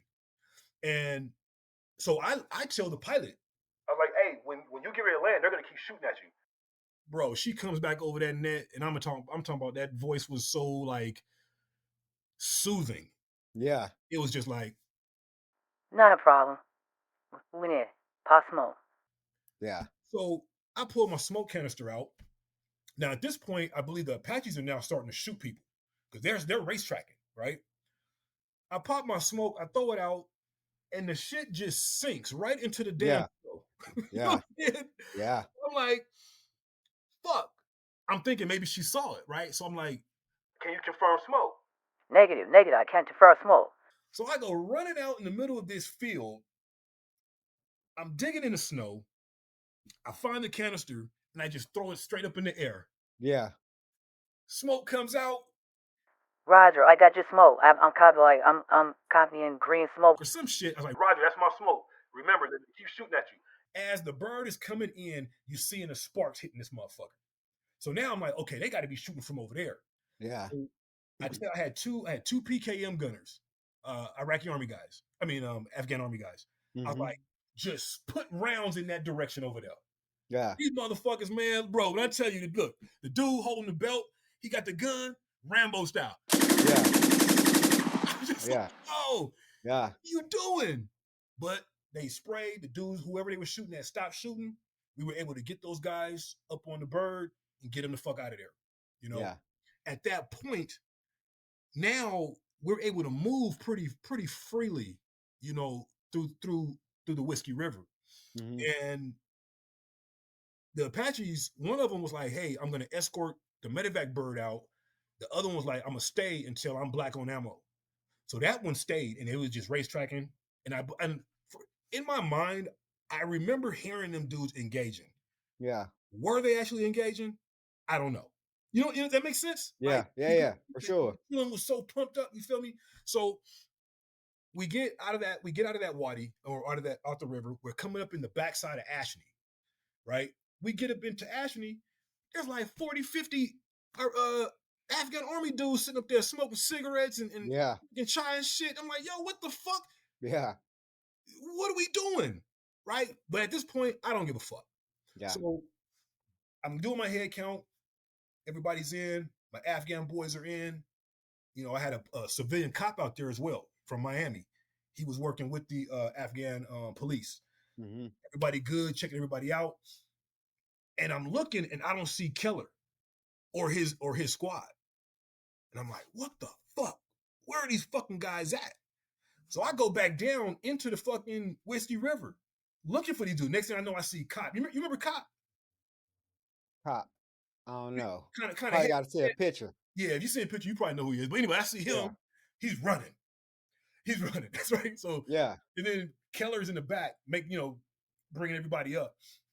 So everybody gets up in there, and I'm thinking it's over because now I get a call on the radio saying that the Taliban has lost us. So they were following us. They basically they're saying something like, "We found blood, but we don't know where they're at." Something on those lines. Yeah. So I'm like, these motherfuckers was following us through that goddamn Whiskey River, right? Yeah. So we get up. I get my head count. I'm like, all right, bet. Now it's time to go. Man, we're coming down the hill, and they boys open fire coming down the hill, going into the bazaar. I'm like, yeah, shit ain't sweet, dude. So now we running, and no bullshit, bro. The snow is slapping up. You know, man. Yeah. We get to the bottom. We get into the bazaar, and I do another head count. I got everybody. Now we got to go up the hill into the A&A compound. Yep.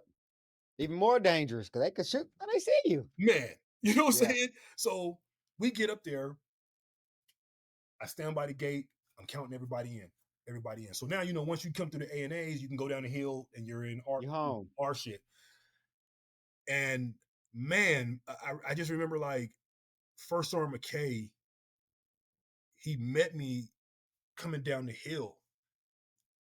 And he was like, "Chris, are you good?" And I was just like, yeah. Yeah. You know what I mean? My mind was gone. I had never witnessed that volume of fire ever out of all my Iraq tours. That was different. That was my eye opener right there. Like, yo, this shit is for real. Right. They not playing out here. You know what I mean? So I was like, okay, now that changed my thought process. If y'all not playing, neither are we. For sure. We gonna get it. Let's go. You know what I mean? So yeah, that was that was right there was my welcome to Afghanistan moment. So the weather was extreme out there in the wintertime. Some guys would end up with frostbite. Talk about that a little bit. Okay. So that day, which I didn't know. So I'll have to say this. The cold weather gear they gave us, that shit worked. Okay. I remember I was wearing a waffle top and bottom and the what was it called? The soft shell. Soft shell. It was soft shell. So so I had my soft shell top and bottom on and just my waffle top and bottom. That's it. Right? I had my little cold weather socks on, my gloves, and I believe I had like a gaiter or something like that. Right? So when we took off walking that morning, it didn't really feel cold. Right? Yeah. I mean, just like your exposed skin felt pretty cold, right? From start to finish, that entire mission was 3 hours. 3 hours, right?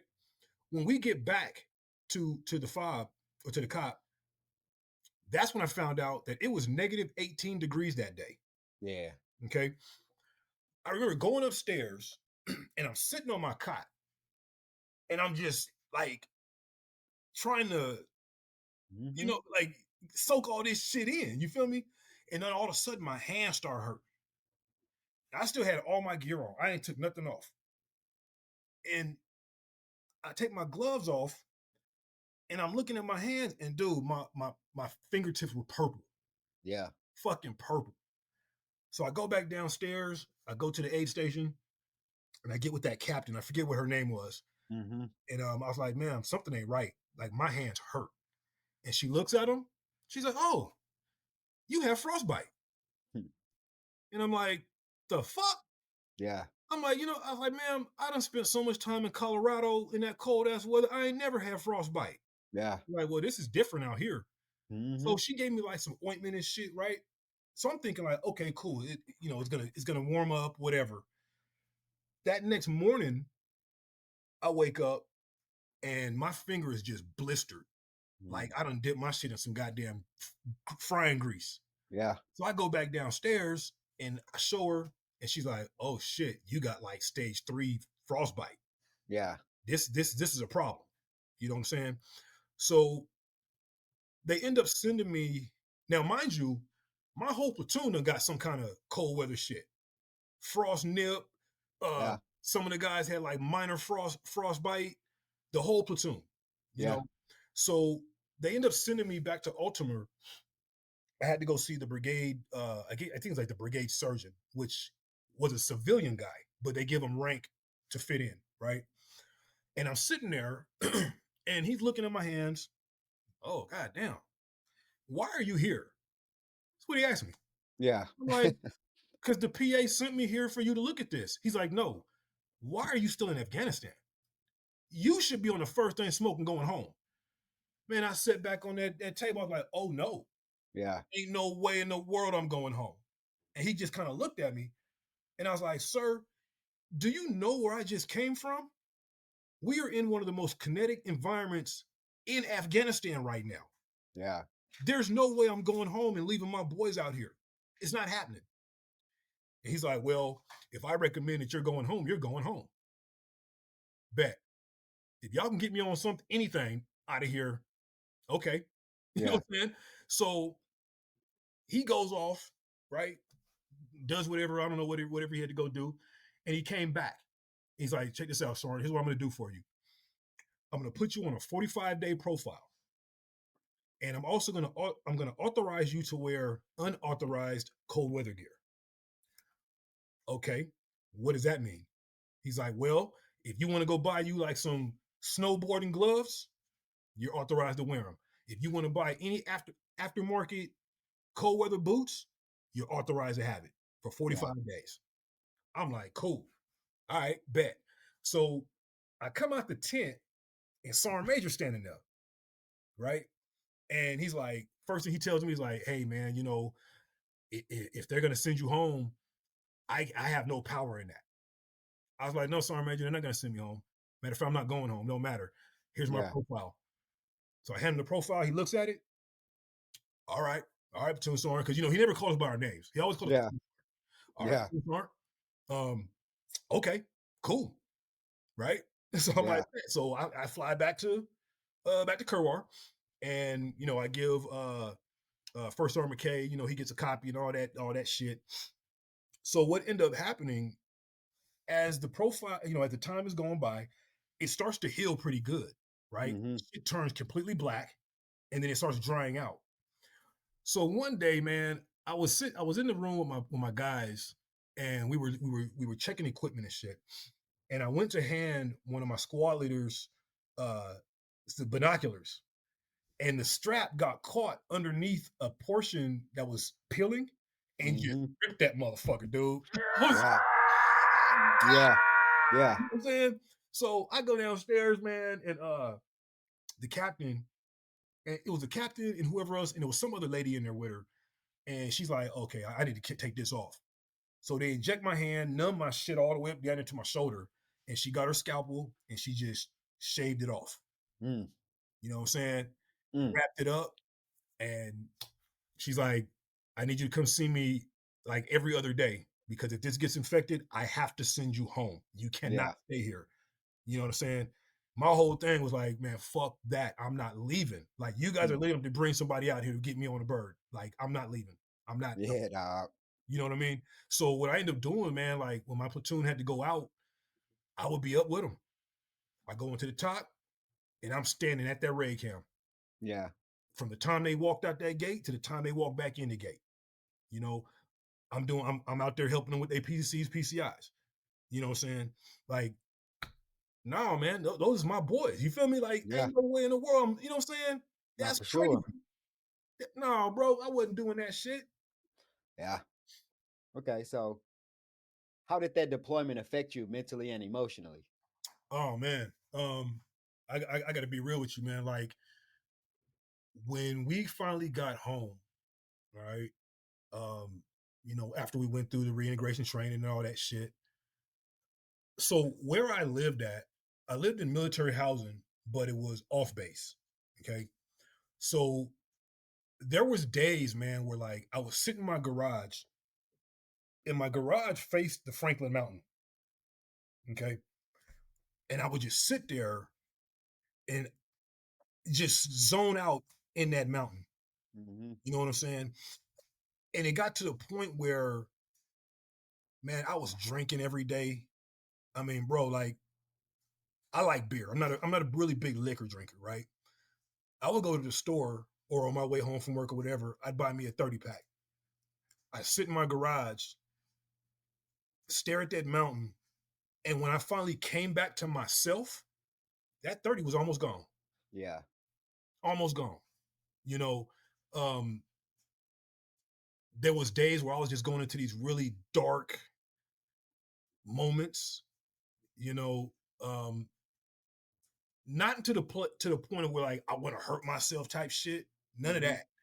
But just like just going back, you know what I'm saying? Like my mind was literally taking me back to certain situations. You know what I'm saying? And I ended up going to I went and got some therapy. You know what I'm saying? Yeah. I went to some Of course. therapy, and the cool thing about it was the guy that was helping me, he had been doing this kind of work, but in the special operations community. You know what I'm saying? So he understood. Mm-hmm. And I was just like, I can imagine what those guys come back talking about. You know what I'm saying? So at first I was kind of hesitant, you know what I'm saying? Like, man, I'm cool, I'm good, I'm good. This is just a moment, it's a phase, it'll pass. But it didn't pass. Yeah. And it was getting worse. You know, there was times where I wouldn't even interact with my family at all. It's like, do not bother me. Like, y'all Yeah. hungry? Go order some shit or whatever. I don't care. You know what I'm saying? So yeah, man, I went and got some therapy done. Um, and just got myself back right. You Mm-hmm. know, talked to my family, you know, talked to some of my buddies and shit. Um, yeah, man. That it was getting bad. It was Yeah. getting, you know, The mental health portion of it, bro, is you know, in the infantry for some odd reason that the mental health portion we see that as weak. Like, you know what I'm saying? We right, can't really say like, hey, bro, I got a problem. You know what I'm right, saying? Because right, fuck got a problem, we all got problems. Don't quit being right, weak. Suck it up. You know what I'm right. saying? And then But I it think actually does damage. it does a lot. And I think too is like you got to know who to talk to. You know Yeah. what I'm saying? Because you do got those guys. It's like, man, get the fuck out of here. Yeah. Man, what you an infantry Yeah. really? Why don't you go work at S1? You know, you want to hang out, you want to, you know what I'm saying? But then you had the ones that would really sit down and try to get you back right. You know what Yeah. I'm saying? As best as we could, because we didn't know how to do that stuff. Right. You know, that wasn't part of any training. You know what I'm saying?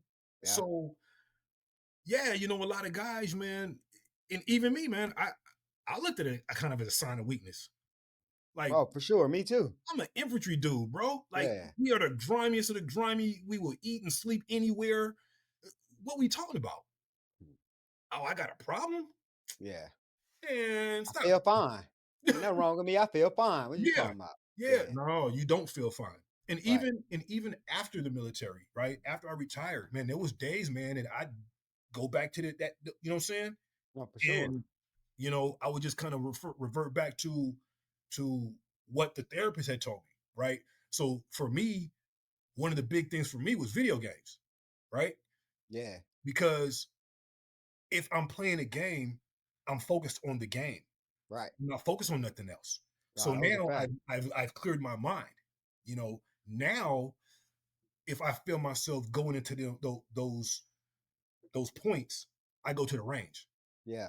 Because at the range, ain't no playing around with guns. You feel me? Like I gotta focus on what I'm doing. I gotta make sure I'm safe. I gotta make sure I'm following. You know what I mean? So it clears my head of what I was thinking about to now what I'm thinking about, which is shooting targets. So yeah, man. Yeah. My therapist, bro, she actually recommended me to start reading books. So that's why I got these. And like, bro, this is another crazy story. I'm gonna cut this part out, but I just want to tell you this story, bro. But I had like we was in Bliss. I was you know, the unit had dispersed or whatever. And I had to go to this like intense PTSD fucking some shit they had, but I was there for 2 weeks, bro. Okay. And like my therapist, I wish I could remember her name. She was so cool. Like she had pointed out to me that like, bro, I didn't even realize I had never in my life read a book before. Not that I can't read. Right. It's just I've never read a book before. You know what I'm saying? Right. Like she was pulling so much shit out of me that I had no idea was there. You know what I'm saying? And so she like, yeah, man, you should start like buy books. You know what I'm saying? You know, but she was like, there's this one book called Rich Dad Poor Dad. I think that you'll get a lot out of that. You know what I'm saying? So I'm like, yeah, whatever. But this is what made me start buying books, bro. I swear to God. She was telling me about Rich Dad Poor Dad every fucking day. You know what I'm saying? Whatever. I finally go back to the unit. I'm about to get out the military now. Right. And I'm clearing, and all I'm doing is staff duty, bro. I swear to fucking God. Right. Of course. I show up to staff duty the next day, bro. I swear to God, no bullshit. This fucking book is sitting on the desk. Wow. I swear, hey, bro, my right hand to God. Wow. This fucking book is sitting on the desk, and I'm like, yo, who fucking book is that? You know what I'm saying? They're like, I don't know. It was just here. You know what I'm saying? Wow. So, yeah, bro. From then on, I've been fucking with the books. Real talk. And you know, and that's the thing, man. And you know what? You shouldn't cut that out. Don't cut that out. Yeah. Leave that in there, man. But that's the thing, man. Like, you have to find that happy place. Everybody's happy place is gonna be different. Yeah. You know, some guys may want to go hunt, some guys may want to go fish, some guys may do woodwork, right? But whatever you do that's going to help, you know, get your mind back right and get you out of those dark moments, that's what you got to do. Yeah. So for you reading books, come on, man. Like I say, I play video games and now I do more range stuff or I fuck with my guns or whatever. You know what I'm saying? Like, you have to find that thing because mental health is real. Yeah, it's no, real. Sure. And because of the era that we came up in, right, it was frowned upon. You know what I'm saying? The guys that trained me up, you're an infantry soldier. That's all you are. You ain't nothing else. You embrace the sub. Blue, blue, blue, blue, blue, right? So what do? When I get to that level of now I'm in charge of people, I'm training you up the exact same way that I was trained up. Instead of me saying like, wait a minute, this is a different era. This is a different generation. No, I'm looking at you as an infantry soldier. You are a fighting machine. That's all you are to me. You know what I'm saying? And then at some point it takes that like, hold on, man, let me back up. Hold on, I can't do this. I can't be this way with these guys. You know, prime example. We had a situation, and this was on that tour. My 240 gunner, all right, we were out. 240 gunners is sitting on top of the bowling alley, those hills, and you know, attack comes, rounds are slapping. I mean, danger close to this kid. Okay. And he continued to fight. But when we got back to the cop, he was like, hey, Sergeant, can I talk to you right quick? I'm like, yeah, what's going on? He's like, man, I don't know if I can go back out there. You know what I'm saying? Now, at first, and I'm gonna be real, at first I wanted to be like, man, if you don't get the fuck out of my face with that bullshit, you know where the fuck we at, right? Yeah. but I didn't. I was like, what's the matter, man? Talk to me. Man, like them rounds was hitting. Okay, what do you want to do? I need a break. Too easy. I go to first sergeant. Hey, first sergeant, my man needs a break. He needs a break. Can you let him work in the talk? Let him do whatever? Because right now he's no good to me. Yeah. All right, say less, Chris. You good? So I set him down. You know what I'm saying? Now, what if I would have pushed that kid to go back out there, or made him go back out, or whatever? He might have turned the gun on himself. Yeah. You know what I'm saying? I got somebody else killed. You know? Yeah. And you on the 240. We need that. Right. You ain't no rifleman. You know what I'm saying? Yeah. So, set him down for about a week or two, and then he came back to me. Hey, I'm ready to go. You sure? Because you can take some more time. It's no big deal. Yeah. Trust me, Afghanistan ain't going nowhere. No, I'm ready, son. I'm ready. All right. And not only did I do that, I pulled all my boys together. Hey, don't get his boy no shit. Don't get to teasing him. Don't get to talking no shit. Yeah. You feel me? Like, we're not doing that. That's not what we do out here.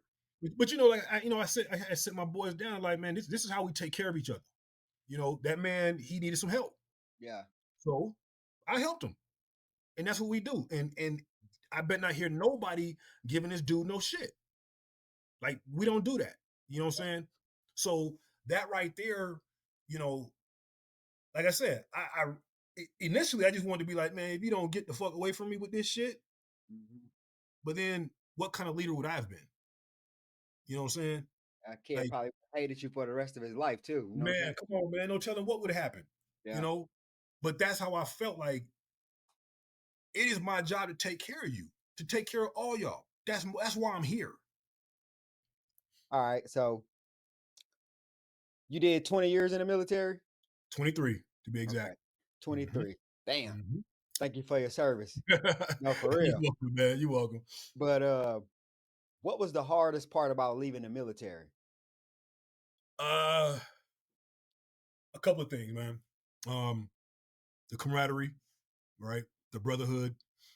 And when I say those two things, for now, I'm talking about like you guys, right? I ain't talking about my peers in the first part.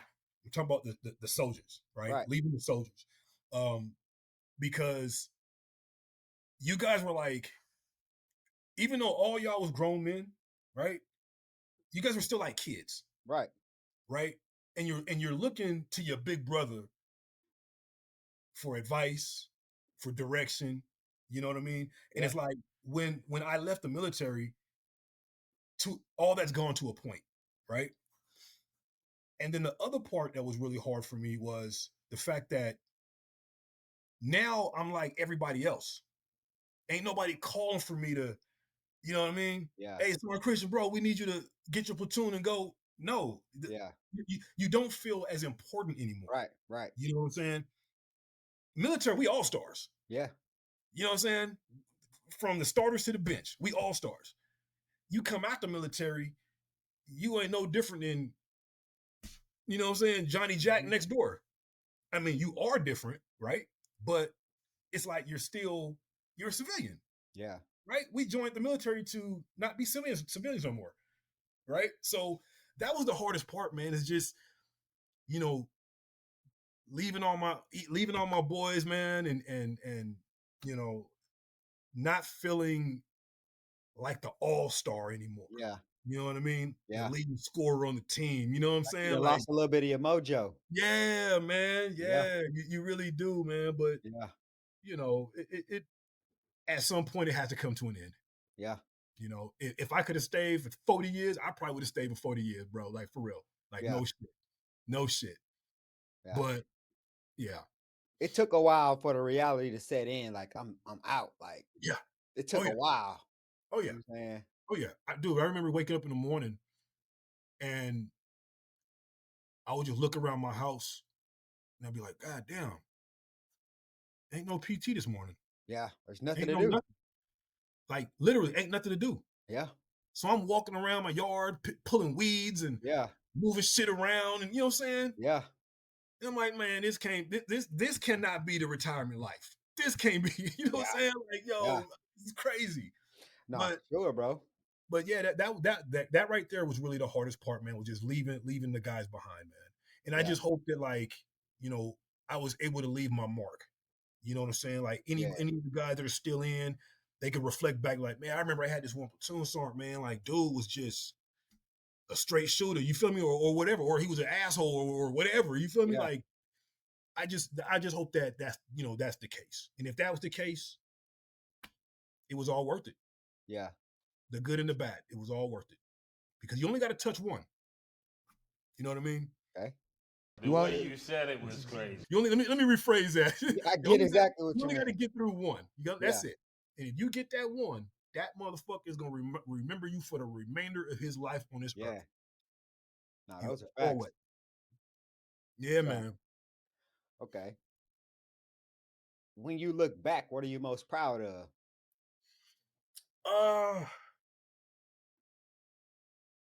One, just completing, you know, finishing it, getting it done, you know, getting it done.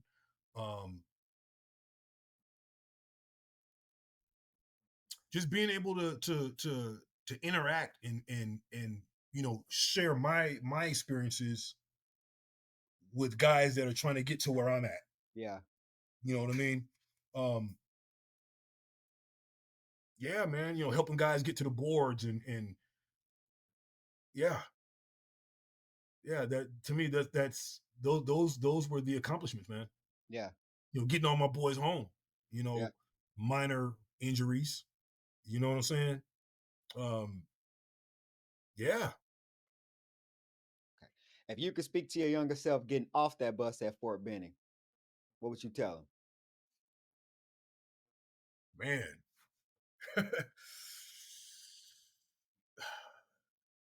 I mean, just keep your chin up and your chest out, man. Yeah. You know what I mean?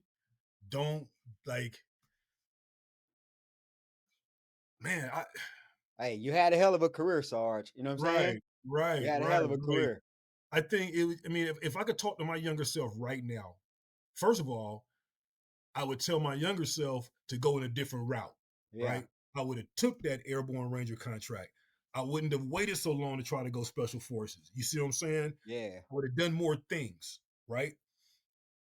But